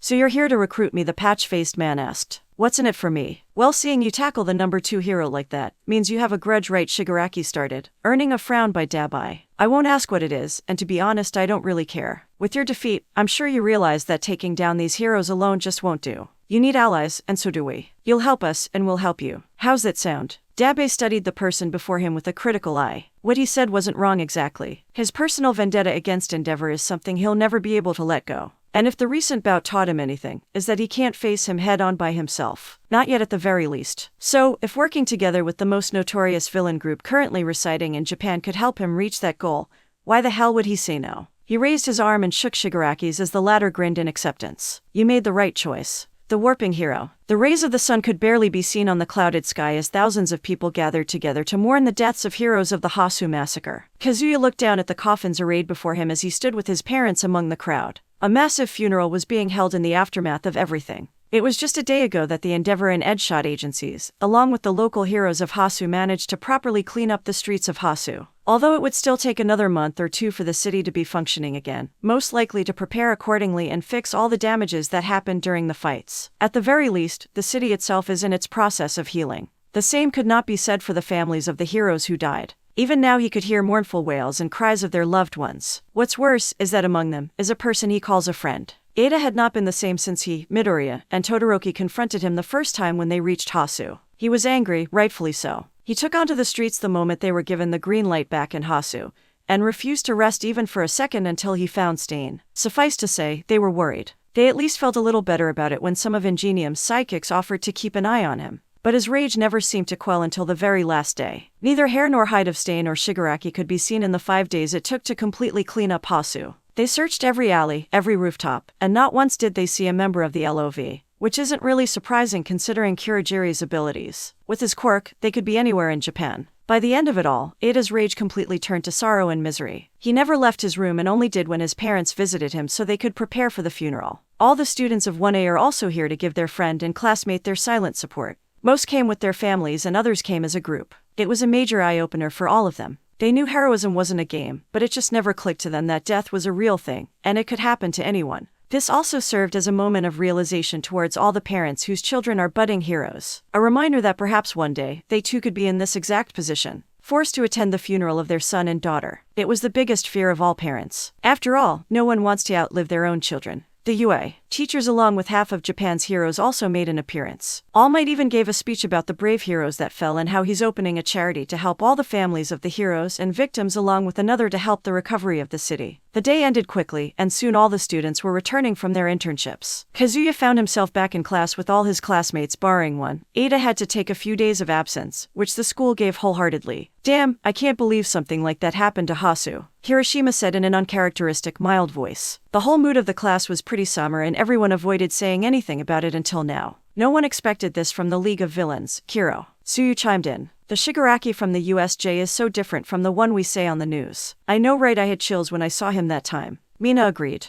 I feel bad for Ida. I can't even imagine if something like that happened to me, Ajiro said with his head down. The other immediately agreed. Most of our internships were pretty mild now that I think about it, Hakaminari chuckled, trying to lift the mood. Yay, but Kazuya, Midoriya, Todoroki. You guys helped with Hasu, right? What was it like? Oh, well, it was pretty bad, I guess, Midoriya said while shaking his head. There were just so many things going on at the same time. We had to fight villains and rescue civilians non-stop for 5 days. Todoroki nodded. We had to scour the entire city to make sure there are no more villains in hiding. Despite the numbers we had, it was still pretty tiring. Man, and here all I did was pick up trash with fourth kind really pales in comparison to what you guys did, Hiroshima chuckled. Really all I did was just train and go on patrols. Suyu hummed as she pushed a finger to her cheek. There was that one time when we caught smugglers from a neighboring country though. That's crazy, gaped Mina and Hagakure in shock. Well, I just helped people evacuate and did some logistical support. I didn't do any fighting though, Jiru stated while twirling her earphone jack on a finger. What about you, Yaemomo? Oh, I did my internships with Midnight and it was a very productive if I had to say so, Yaoyorozu answered. The first week was spent on some of issues I had while the next week was spent on patrols. I didn't do anything as crazy as Kazuya-san and Todoroki-san, but I had my fair share of villains. So you fought some villains, that's crazy. Mine was pretty similar to Yaoyorozu. Aizawa had to make sure first that my skills were up to par before taking me with him on his nightly patrols. I also learned a thing or two about underground heroics, Shinso stated from his seat. Is that what you want to be when you graduate? Shinso, an underground hero, Midoriya asked, curious. I don't really know yet. Being unknown to the people works towards the opposite of my goal, but I can't deny that it's useful to not have villains recognize you at first glance. Midoriya ought with understanding as conversations popped up more and more between the students. Kazuya smiled since, at the very least, everyone has moved on from the depressing atmosphere. The warping hero. The next day, All Might brought the entire class to the Gamma training field for a rescue training race. Midoriya was pretty excited since he could finally show his classmates the results of his training. All Might called out the first group, with him, Kazuya, Mina, Shiro, and Ajiro standing by the starting point. They were all given a few minutes to stretch and prepare themselves while their All Might stood with their classmates, loudly discussing the upcoming match. This first group is gonna be insane, one of them have good mobility. Kaminari mentioned his observations. I believe this was done deliberately by All Might.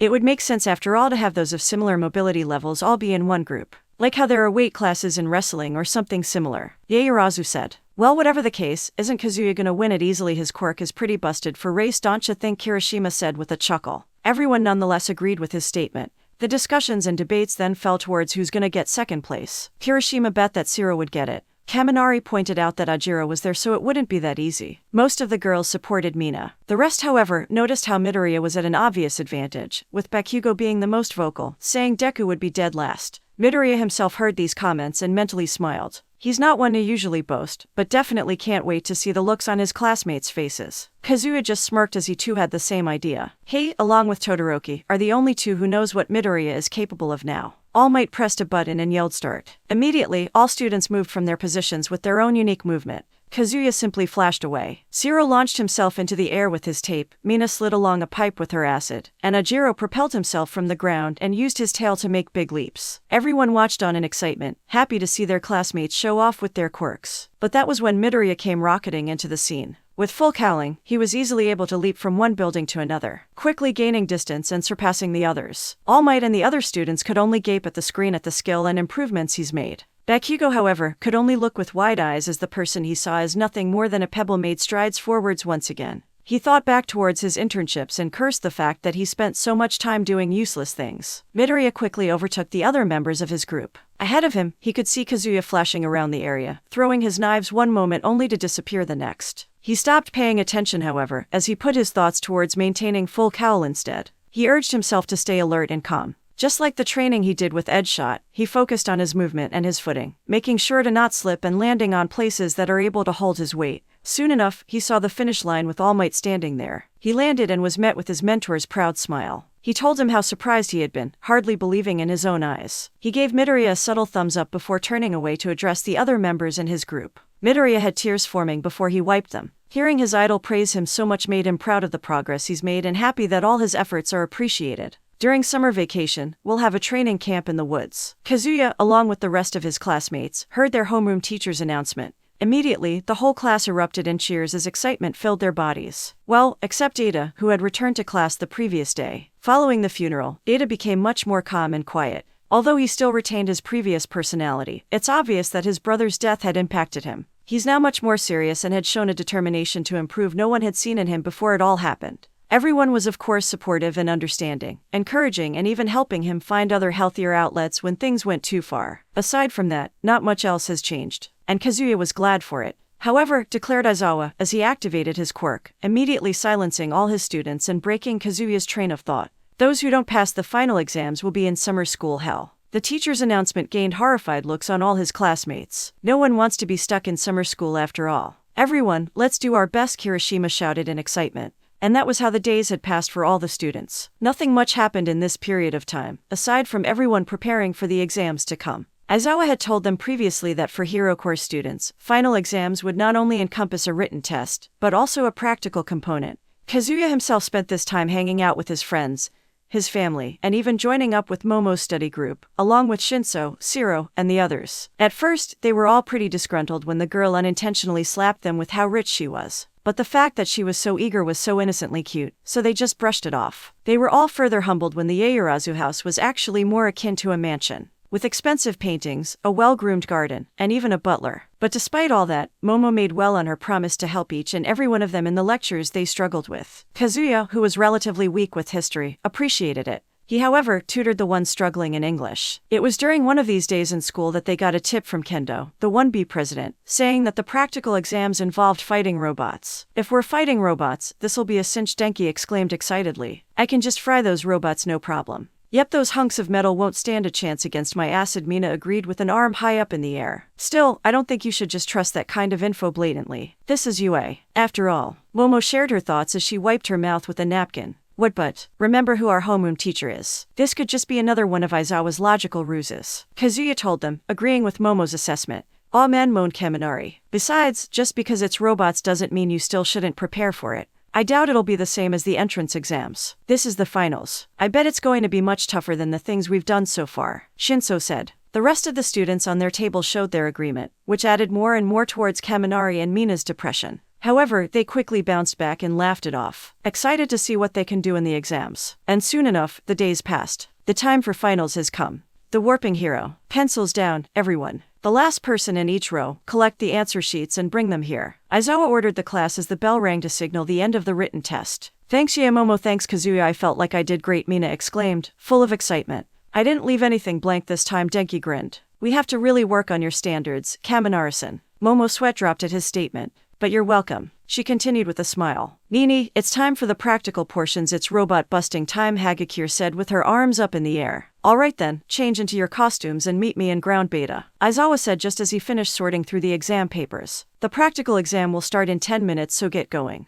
Yes, sir, the class said in unison. Soon, the entire class of 1A were gathered at the exam area, all in costume and ready to kick ass. Kazuya stood next to Jiru and Takoyami making small talk as they waited for their teacher. That was when said teacher arrived in the ground beta, along with most of the pro heroes of the UA staff. Whoa, what's all the teachers doing here? Ajiro stated, surprised at the development. Perhaps they're here in case of an accident, Momo said, quite unsure. If that's true, won't just having recovery girl be enough? This is pretty excessive, Midoriya commented, to which the taller girl agreed with. Kazuya stood there, quite confused, but chose to just stay quiet to wait for Aizawa's explanation of it all. Now then, we'll begin the practical exams. Remember, if you want to go to the training camp, then make sure to not do any stupid mistakes. Eraserhead started the announcement, before peering into the eyes of every student. I assume that you've all gathered information on what exactly we're doing today. We're fighting robot warriors just like the entrance exam, Kaminari exclaimed. Fireworks curry bonfire, sang Mina, getting totally ahead of herself. Too bad, said a voice that originated from inside of Aizawa's scarf. That is when Nezu, the mouse principal, decided to pop out of his nest and address the students. For various reasons, the exam will be different this time. Kaminari and Mina instantly froze, while Kazuya, Momo, and Izuku sighed.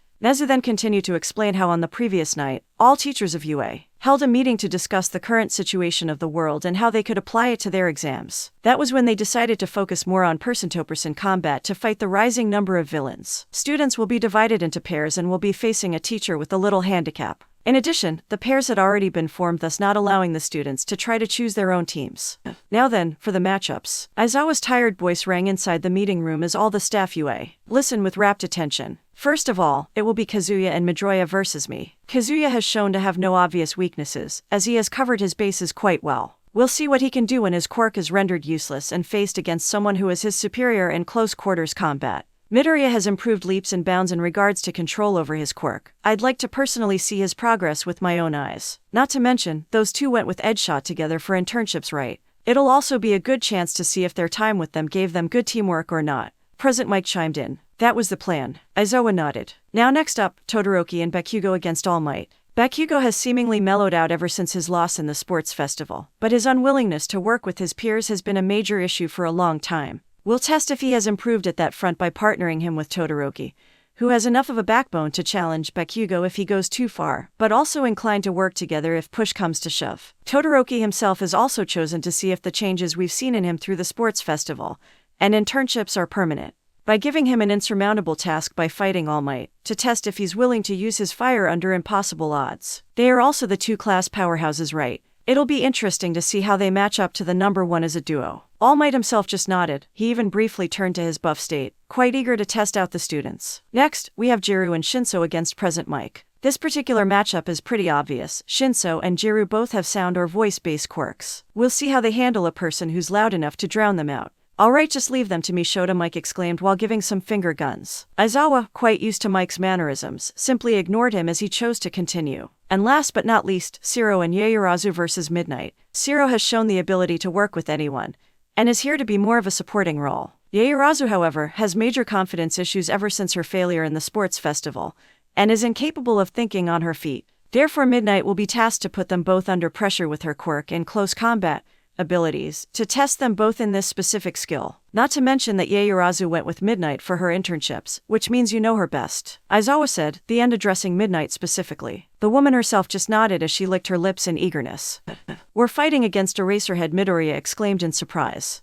This'll be one hell of a fight. Kazuya smirked. Bakugo grinned maliciously when he heard he would fight All Might. That grin turned into a twitch when he found out Todoroki was his partner. TCH, damn half-and-half bastard, better not get in my way. I look forward to working with you, Saracen, Yaoyorozu said to Shiro, to which he replied with a thumbs up. Jiru and Shinso merely nodded at each other as they stood together. Later, each pair took turns in doing the exams with the teachers. A good half went on buses to their designated locations, while the other half was told to go to another location where they could watch their classmates take the exam. However, most opted to isolate themselves with their partners to talk strategy. The first to participate were Kazuya and Midoriya, who found themselves in an urban area with their homeroom teacher. Aizawa gave a lazy but quick explanation on the test parameters and the conditions of winning. Teams will pass if they manage to reach the escape gate or capture their opponents. It was also then that he revealed the handicap. Those definitely look handy for training. Kazuya pondered out loud when he saw Aizawa put on the ultra compressor weights. Midoriya agreed, thinking how doing so is a pretty beneficial strength and speed training. As long as you don't overdo it, feel free to use them after the exams are over, but only on school grounds, Aizawa said. The other teachers and I will be strapping these things equal to half our body weight. That's a pretty big handicap. It was judged to be the appropriate amount for you students. After all, it wouldn't be a test if we teachers go all out now, would we? Aizawa smirked before he leapt up towards a building. Head to the center area. That's where your starting point will be. The exam starts with the announcement. Good luck, Aizawa said before he swung himself out with his scarf. Kazuya and Midoriya went to the starting point and waited. It didn't take long for them to hear the announcement. Hearing the announcement, the two of them ran towards the exit. So what's the plan? Honestly, I think we should escape. Our quirks are both built for speed, so if we rush it, I'm sure we could get to the gate before Aizawa captures us. But there's also a chance he'd wait at the gate exit, right? Midoriya pondered, a hand on his chin. True, and if that's the case then we'd have no choice than to actually fight him. Aizawa's quirk counters ours, but he's gotta blink at some point, right? Alright then, here's what we'll do.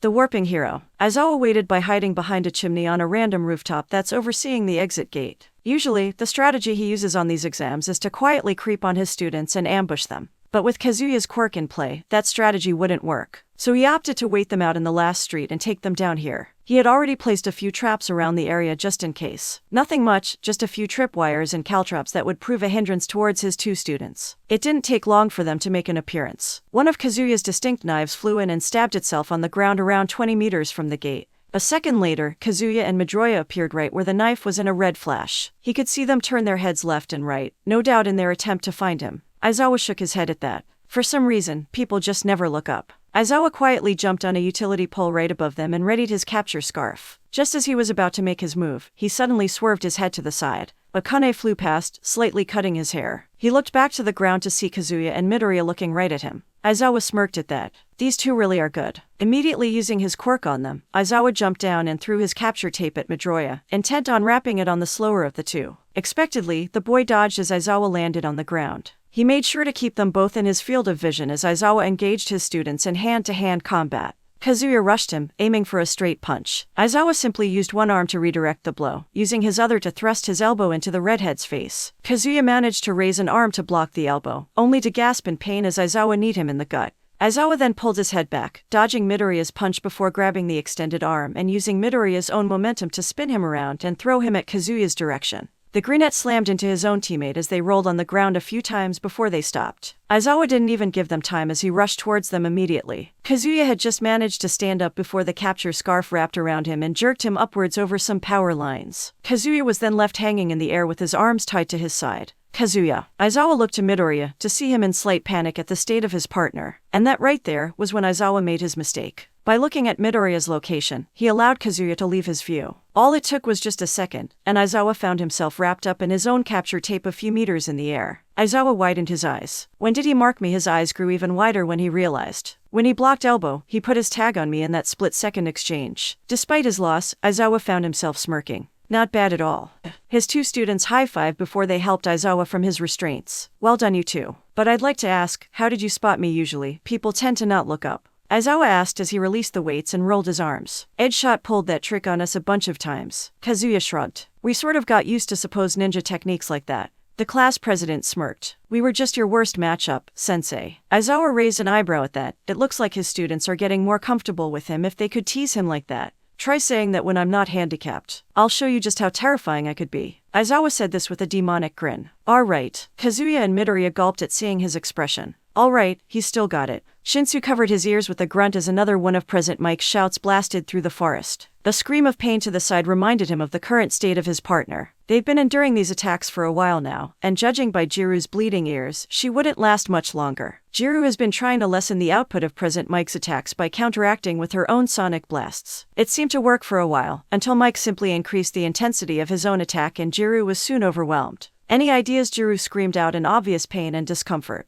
Shinso grit his teeth as he tried to think of a way to get out of their current dilemma. Their original plan was to try to avoid President Mike and go for the exit gate, but that quickly went down the drain when Mike showed the insane range his quirk could travel through. They were on the other side of the forest, but their teacher's voice still reached them. Shinsu was even a little ashamed to admit he underestimated his teacher before this. Who knew that the fun and laid-back English teacher of UA held this much power? Right now, their only issue is that they couldn't get close to their teacher. The closer they get, the more powerful the voice, the more painful it gets. But right now, he could only think of one thing to pass the test, and the only way to do that is to get close enough for his quirk to affect President Mike. Jiru, I got an idea, but we have to get close. Are you up for it? Beats standing around and doing nothing. Let's do it. The two then started moving. using the trees as cover and quietly enduring the shockwaves of noise that's gradually getting more and more louder the closer they get. Back by the exit gate, Present Mike was waiting for his students to show up with a little bit of impatience. He stood in a relaxed stance, sending his voice to the forest in front of him in uneven intervals to throw off the examinees. However, he was pretty impatient and wanted the test to end sooner rather than later. He's always been a city guy at heart. The forest environment they were in right now just wasn't his cup of tea. So he yelled loudly, sending another shockwave of noise through the trees that had both students holding their heads in pain. Shinsu flinched badly as the voice went through him while Jiru let out a small shriek. "Ugh, damn it," Shinsu said as a ringing sound was all he could hear now. He couldn't imagine what Jiru was feeling with her enhanced hearing. "We should be close enough now." Seeing the insurmountable odds in front of him, Shinsu's mind flashed back towards the internships. He's worked long and hard with Aizawa during those weeks to strengthen his body, and Quirk as well as get experience in the field. He's trained enough to the point that the slightest bit of reactions towards his voice would trigger the brainwashing. No longer would they need to reply verbally in a concise manner. The only issue he has now is that Present Mike's voice would undoubtedly drown out his by a large margin. But it's a good thing he's partnered with the one person that could help with that. Seeing as they couldn't communicate properly with their ears bleeding, Shinsu gestured to Jiru to begin with the plan. She understood immediately and connected one of her jacks with his voice modifier, and another to the speakers on her boots. Shinsu took a deep breath, ignoring the pain his body is in before screaming in a loud voice, "Oh I Present MIC." With Jiru's amps increasing the intensity of his voice to supernatural levels, Shinsu's voice could be heard all the way to the exit gate, where Present Mike was still waiting. "How was that, Shins?" Present Mike's eyes suddenly glazed over as Shinsu's quirk took form. Both Shinsu and Jiru panted in exhaustion as they both grinned at the successful plan. Not wanting to tempt fate yet, they quickly ran towards the exit gate and slapped the cuffs on their teacher before Shinsu cancelled his quirk. Whoa, well done listeners, that was an impressive showing of teamwork," Present Mike told them, very much impressed at the creative takedown and synergy between them both. Both Shinsu and Jiru slightly blushed and smiled at their teacher's praise. Team Shinsu and Jiru passed the automated voice announced their win. The two examinees fist bumped at the job well done. The warping hero. That was incredible, Midoriya gushed as he and Kazuya watched Shinsu and Jiru's match. Midoriya himself was consistently writing down everything he saw, including the team-up move between their purple-haired friends. Using Jiru's quirk to extend the range of Shinsu's voice was amazing with that. They eliminated Shinsu's personal limits and he can affect so many people within a large range at the same time, not to mention Jiru's ability to cancel out some of the sound from Present Mike's quirk. Midoriya's hands were a blur as he wrote down all his observations. Kazuya just gave an amused glance at Midoriya's excited mutterings and nodded to himself. He was glad they both passed. Shinsu, it seems, had improved leaps and bounds under Arashorhead's tutelage. He couldn't wait to test them out next time they spared. But they were far from finished. There were still plenty of his classmates who hadn't gone yet, and they were all fighting pros way above their level. Hopefully, everyone could make it through. A quick montage of his classmates' successes and failures were soon shown. Kirishima and Sato brute forcing their way against Cementos and their subsequent failure. Tsuyu and Takoyami were next, and they had a much better showing than the first duo. Tsuyu and Takoyami showed great teamwork and planning that proved to be more than enough to pass against Ectoplasm. The next group that was shown was Ajiro and Ada against Power Loader. Ada had changed a bit since his brother's death, but it seems like his penchant for leadership and teamwork still stayed the same, as he and Ajiro managed to pass the exam using the retreat option. Uraraka and Aoyama's match was a little weird though. They managed to get the win, but the way Uraraka let go of the railing seemed more like an accident rather than intentional. Midway through the match, some of their friends joined them in the viewing area. Shinsu, Jiru, Ada, Ajiro and the rest of their classmates who finished their exams and managed to not get injured enough to be hospitalized. They arrived right on time too to watch the absolute chaos of Mina and Kaminari's exam against the principal. The students watching stared at the aftermath with open mouths and wide eyes. They were curious as to what their rat principal would do since he wasn't as famous as other pro heroes, but seeing him obliterate an entire city district with just a crane was certainly surprising.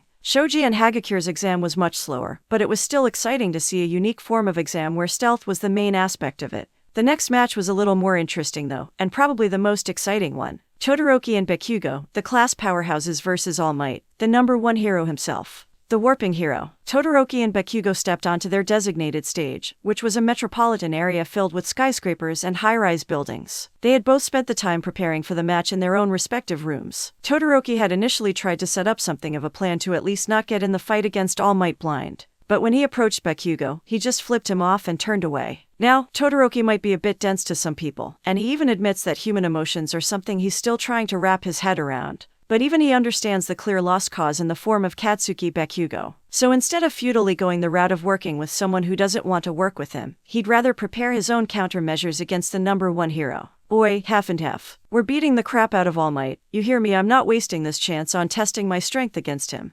Bakugo said with a scowl on his face. Todoroki was only quiet for a second before he replied. Agreed. Team Bakugo and Todoroki, practical exam, begin. As soon as the automated voice signaled the start of their exam, both students were quick to get started. Immediately, they took a running start forward at a steady pace, aiming to conserve energy but move fast enough to not waste time being too cautious. They were running alongside each other before a dark shape suddenly grew beneath them. They only had a second to react before All Might came barreling towards them from the sky. The pro hero smashed into the road between them with a thundering slam, the concrete exploding with such force that sent them both barreling in different directions. Usually, the presence of the number one hero would force them both to act quickly and counterattack. But not this time, and that was simply because the number one hero looked downright intimidating. His smile wasn't the calming and reassuring one people would assume on the pro hero, but it was more like the visage of a predator when it meets its prey, a gaze that would root most thugs and villains. However, All Might found that his intimidation failed spectacularly. Against a student who, all his life, looked forward to testing his strength against the number one hero, and has always had great instincts. And another student who's faced the much scarier version of an abusive endeavor. This much is nothing. Bakugo used his explosions to quickly reorient himself before blasting himself towards All Might and started peppering him with explosions. Todoroki, similarly, managed to recover by creating an ice wall to halt his movements before stepping his foot forward, sending a stream of ice towards All Might to immobilize him. The number one hero himself simply smiled at this before downright ignoring Bakugo's attacks and sent a punch in Todoroki's direction. The ice immediately cracked and broke into pieces as Todoroki was sent flying from the massive winds created from the single punch. Debris was kicked up from the shockwaves of the attack. When the dust settled, a huge swath had been taken out of the surrounding buildings. Not letting himself be cowed by the show of power, Bakugo shot forward to confront All Might. Don't ignore me, goddammit. Katsuki couldn't even react before All Might whipped around and grabbed Bakugo's face with one hand, and slammed the boy into the ground, hard enough to form a small Bakugo-shaped crater in the concrete. A massive wave of flames was sent towards All Might, courtesy of Todoroki. But in a burst of speed, the pro hero quickly dodged and appeared right behind Todoroki. The peppermint-eyed student tried to jump back to create distance, but All Might punched right into his gut. Todoroki gurgled and his breath exited his body before he was again launched from the shockwave of All Might's punch, flying right into Bakugo, who had jumped forward to re-enter the battle. The two bounced off each other as they tried to recover. Don't get in my way, Isahot, Bakugo screamed through gritted teeth. I wasn't. All Might. As before Todoroki could finish the sentence, All Might reappeared in the middle of them. You shouldn't get distracted during a fight, All Might commented before elbowing them so hard they were sent flying in different directions at high speeds, much too fast for them to react. This resulted in them both crashing towards the side of the buildings. Back in the observation room, the students watching were in various states of shock and distress. Originally, most were excited to watch the fight. Seeing two of their most powerful classmates going up against All Might was definitely going to be a fantastic spectacle. But now, none of them expected it to get this physically violent. Midoriya himself was shaking in nervousness. On the one hand, he wanted nothing more than to watch All Might in action. On the other hand, Bakugo and Todoroki getting absolutely demolished by his favorite hero was not something he liked seeing. Bakugo forced himself back up as he again slowly marched towards All Might, his body already bruised all over. Todoroki could be seen doing the same thing, but he opted to stay and recover to think of a strategy instead of charging blindly. All Might readied himself as Bakugo charged himself towards his teacher, only for the boy to quickly switch up midair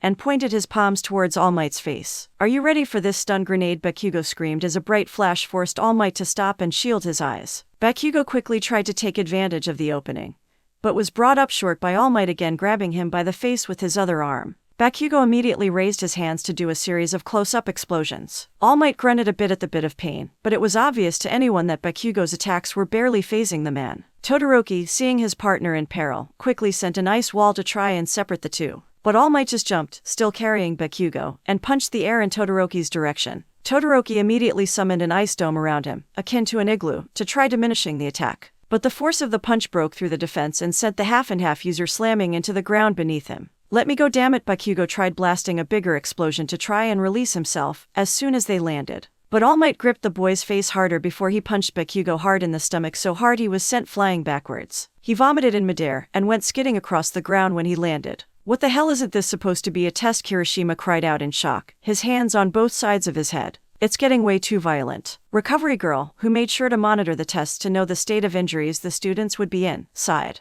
He warned All Might to not take it too far, but it seems that the man's version of holding back was a lot different than normal people. The other students winced or fidgeted in worry as the test got more and more chaotic. Some, however, just stared in awe at the display of power. Bakugo twitched from where he was on the ground. He tried his best to get back on his feet. On the other side of the street, Todoroki was also forcing his arm under him to push himself up from the pain. All Might was standing in between them in the middle of the street. He was content on waiting to see what his students would do. Bakugo and Todoroki's eyes went past All Might and met each other on opposite sides of the street. And in a moment of clarity, the two knew what they had to do. Bakugo's desire to succeed pushing past his need to overcome the mountain called All Might, and Todoroki having enough of a clear mind to know a lost battle. The two quickly went to their respective stances. All Might, knowing something was coming, tensed in preparation. Bakugo's finger went to the pin of his gauntlet, while ice was coming out of Todoroki's right side. In an act of purely accidental teamwork, Bakugo and Todoroki unleashed their attacks at the same time.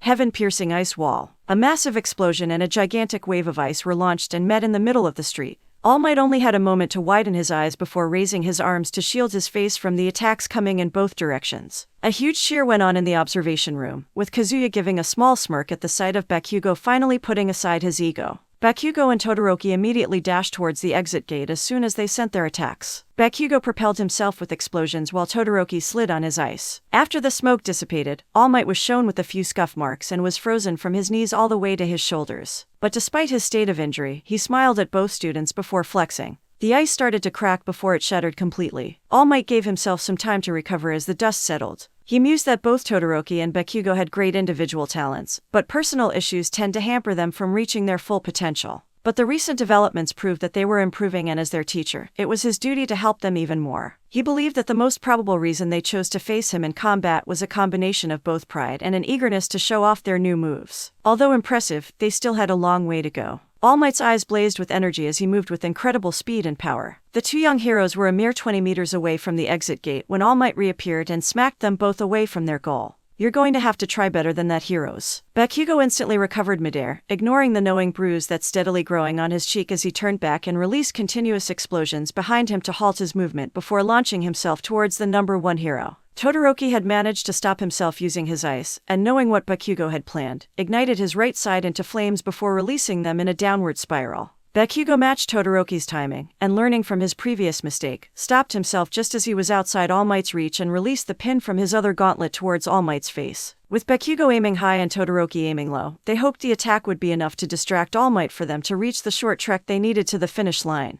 Bakugo, as much as he'd hate to admit it, knew that kind of attack, as powerful as it was with him and both Icy Hot's powers, was nowhere near enough to take down the number one hero. So he swallowed his pride and maneuvered his explosions to move towards the exit gate, with Todoroki on his heels. However, their worries of being chased down by All Might were for naught. As the smoke cleared, the man himself was on his knees coughing deeply into his hand. Red traces of could be seen dripping from the sides of his mouth. Even with the pain he's undoubtedly in, the number one hero kept the signature grin on his face as he watched both his students pass the exit gate, a feeling of pride and worry blossoming in his chest. Pride for his students for surpassing the test, but worry for himself as it seemed that his sickness was worsening, and the time for him to be able to use One for All was decreasing day by day. He clenched his fists as he couldn't help but think of the future. What would Japan look like without All Might there to defend it? It seems like the coming days will change the fate of the world as he knows it. Yaoyorozu Momo was sitting by the waiting rooms that were assigned to the ever since the start of the exam. She's been listening to the announcements and has heard of her classmates' subsequent successes, especially Takoyami's victory against Ectoplasm.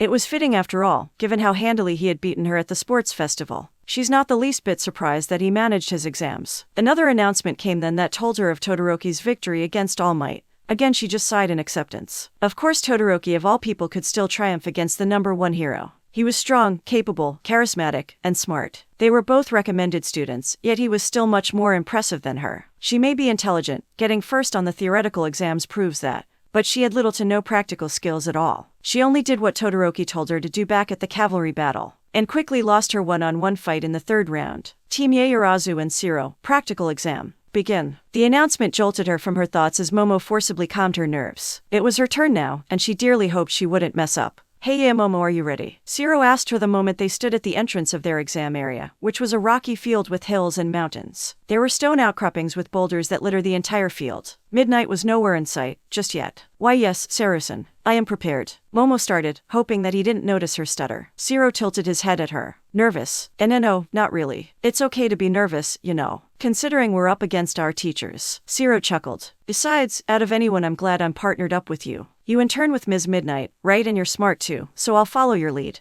Momo was of course startled at that. HHE wants me to lead her nerves and the lack of self-confidence in her that was cultivated since her loss in the sports festival reared up. But underneath it all, she was quite touched at Zero's belief in her. WL, since Midnight's quirk could be countered quite easily with gas masks, we can utilize this to get the drop on her if we need to, she said hesitantly. That's a great idea, then I guess we'll be trying the capture route instead of escaping, won't we? Zero asked to confirm the plan. That's the idea. Alright then, let's go. As soon as she created the gas masks and they both wore them firmly on their faces, both Zero and her took off running down the field. They spent a while running around the field, looking for their teacher. But even after spending what felt like minutes, they still couldn't find her. It was at the 5th minute mark that Momo knew something was wrong. Where is she? She thought with worry. Their run eventually found them at the exit gate of the exam. The gate itself was open, but Midnight was nowhere to be seen. Everything about this just screamed trap to Momo. How the gates open, Zero commented as he looked ahead through the clearing. Where is she? Behind you, a sadistic and playful voice called out. Momo gasped and leapt backwards as Midnight came jumping in between them as she leapt from behind a rock. Their teacher quickly cracked her whip, sending it forwards and striking it towards Zero's chest. She then moved and cartwheeled towards Momo's direction, kicking her by the cheek. Oof! Zero staggered as the hit sent him off his feet, whilst Momo was forced to back away. The heroine cracked her whip again as she licked her lips. I see you two have prepared countermeasures for my quirk, she said, referring to the gas masks. But that's nowhere near enough. She then sent her whip careening against Zero's face, the gas mask immediately breaking apart as he was recovering. Pink gas then started to form as Midnight ripped up her sleeve and activated her quirk. The entire moment Momo stood rooted at her spot. Ideas, plans, and countermeasures went flying through her head a mile a minute, her mind incapable of making a decision with the amount of paranoia running through her, believing that not a single one of them would work. Seeing her protégé's hesitance, Midnight internally shook her head at disappointment. She knew her student was struggling with self-confidence issues and she tried her best to help her when Yaoyorozu trained under her during the internships. But apparently, it wasn't enough. Choosing to ignore her for the time being, Midnight walked to Zero with a little sway of her hips and a seductive smirk. Now then, what to do with you? Seeing his partner's distressed state, Zero screamed. Ye Momogo, I'll hold her off. Just before the gas could reach him, Zero immediately covered his face with tape before charging at Midnight. I may not be able to do much, but I'm sure I can give Yaoyorozu enough time. I've been working hard to with Kamui Woods. I'm not letting something like this get in my way. Tape shot. Trident. Zero quickly lifted an elbow at his teacher, and 3 lengths of tape shot out towards the heroine. Midnight quickly sidestepped the projectiles before she shot her whip to his leg and pulled, tripping him and making him crash to the rocky ground. With his face covered, he couldn't even say a thing. Momo looked forlorn seeing Zero's fight. He refused to back down and kept trying even though he knew the odds were against him. She heard him, of course, of how he would distract their teacher and she would run towards the exit gate. But for some reason, her body just refused to move. Because she knew deep down that winning like that won't change a thing. They'll pass the exam, of course, but only with her running away, which seems to now be the only thing she's good at. She didn't want that. Refused to believe that that's all she was good for. She then remembered the confidence Zero had for her at the beginning of the match. How he trusted her judgment and opted for her to lead. Perhaps I've been focusing too much on the things that went wrong, and not enough on the things that went right. And for the first time since the festival, Momo's doubts cleared. You can't hold your breath forever, Zero, she threatened as she slowly walked towards him, oblivious to the changes happening in Yaoyorozu's psyche. Concede and your punishment will be less severe. She licked her lips. Momo's biggest weakness was that in combat, she thought of too many possibilities. Her mind thinking of every variable that was available and could be available. This usually resulted in her hesitating to act, as by the time she reached a solution, her inaction would have already cost her. So this time, she didn't think and simply charged on ahead. Quickly summoning a metal staff, Momo swung it at the unsuspecting Midnight. Connecting directly with her head, she followed up as she twirled her staff and slammed the staff to her teacher's cheek. Ugh! Midnight was obviously caught off guard as she staggered back and endured the hits. Despite the throbbing pain and concussion that she'd undoubtedly have after this, she was damn proud of her apprentice. But she wasn't going to give them the victory that easily. Quickly recovering from the attacks, Midnight whipped her hand up and caught the staff by its end. Just as she was about to retaliate, she felt herself pulled back towards Zero, who upon seeing Momo fight, recovered quickly enough to shoot tape from his elbow that connected with Midnight's back. He then yanked hard, pulling the heroine towards him. The two of them collided, the pink gas at this point already surrounding them. Despite the impromptu tape mask, Zero could feel his teacher's quirk coming into action. He of course had the briefest moment to allow himself to feel how soft his teacher was as he wrapped his tape and body around her before looking at Momo. The creation quirked heroine of course understood the message and clamped the handcuffs around her wrist. Team Zero and Yaoyorozu have passed, the animated voice announced. Restrained as she was, Midnight didn't hesitate to praise her 2 students for passing as she retracted her gas, letting the pink cloud clear away. "Well done, you two," she said with a smile. Zero ripped the tape off his face before he tried to stand up. He struggled for a second, before falling. He would have faceplanted, but Momo caught him just in time and put his shoulder around her, holding him up. "It seems he absorbed a little too much of the gas and didn't escape unscathed. And I'm especially proud of you, Yaoyorozu. You've improved much from our internships. Back then, you always hesitated in everything you did. But it seems now you're able to find your strength. Congratulations," Midnight again said softly with a smile. Momo immediately teared up, feeling relief and pride at her performance. Midnight may act inappropriate at times, and could even act a little strict. But this just proves that she, like the rest of the UA, teachers only want what's best for them. The warping hero. At the end of the day, most of Class 1A had finished their exams. Some have failed where others succeeded. Among those number were Kirishima, Sato, Mina, and Kaminari. Many had overcome personal barriers and learned new things about themselves. There was an air of exhaustion, the long and tiring day wearing down even the most resilient student. But the excitement was also palpable, knowing that summer vacation was right around the corner, and their training camp. But in the dark shadows of the city, at an abandoned bar, Tamura Shigaraki laughed. Standing in front of him were a group of individuals. A large, bulky, and extremely muscular man with short spiky blonde hair. A young teenage girl with 2 messy blonde buns tied up on the side of her head. A tall suited man with a white mask and a top hat. A man in a full black and gray bodysuit. A lizard man with bright green scales for skin. A muscular woman with smooth, shoulder-length brown hair. A skinny young man with light brown hair and a gas mask on his face. And a man wearing a black straitjacket with only his mouth exposed. Besides Tamura, stood Kurogiri, Stain, and Dabai. Their presence acts as a show of power and a deterrent for the more thirsty villains. The League of Villains were prepared to move once again. The warping hero. "Everyone, please let us know how the training camp goes," Mina cried in a pathetic tone, as she, Kirishima, Kaminari, and Sato stood in a corner of the classroom. A depressed energy emanating from their entire group. Hey, calm down," Midoriya said in an attempt to pacify the group. "There could be a last-minute twist or something." Kaminari's face immediately darkened. "Those that didn't pass the exams will be in summer school hell, not at the training camp. And since we failed the practical, what part of that?" he whirled around, poking his fingers into Midoriya's eyes. "Don't you get?" "Oh." Kazuya merely chuckled at the interaction. He agreed with Midoriya though. This entire thing honestly just sounds like another one of Aizawa's schemes. He's sure they'd all be spending time together at the training camp. "Hopefully. Just make sure to bring us lots of stuff," Kirishima said, trying not to let the disappointment in himself ruin the excitement. The classroom door slid open suddenly, with Aizawa walking through. "To your seats," he announced. Everyone in the class moved immediately, getting to their assigned seats as quick as lightning. Silence immediately permeated the room. "Unfortunately, there are some of you who did not pass the final exams." Kazuya listened as Aizawa began his announcement. "In regards to that, everyone is going to the training camp. Therefore, all of you should prepare," he said in his characteristic dry voice and toneless voice. It took a second for the class to register the words. When it did, everyone exploded in a cacophony of noise. "Wait, really? We're all going to the training camp? Hooray." "Heh," called it, Kazuya thought with a smirk. Aizawa waited for the noise to die down before continuing. "None of you actually failed the written exam. And for the 4 who failed the practical, we believe that exempting you from the camp won't help you at all." Kazuya and the rest listened with rapt attention. "Us teachers, when acting as the villains, made sure to provide at least one opening regarding you passing the test. We wanted to see how you would react to the task at hand. Believe me when I say that had any of the teachers been serious, you would all have failed very quickly." A gulp resounded that could be heard by the entire class. "Nevertheless, the purpose of the training camp is to increase strength, which means those that failed the practicals are the ones that need it the most. It would be completely illogical to make you 4 miss that opportunity. But still, a failure is a failure. To compensate, each of you will undergo extra lessons with me." Aizawa said the last line with a sadistic smirk, which gained wilted looks from all 4 students.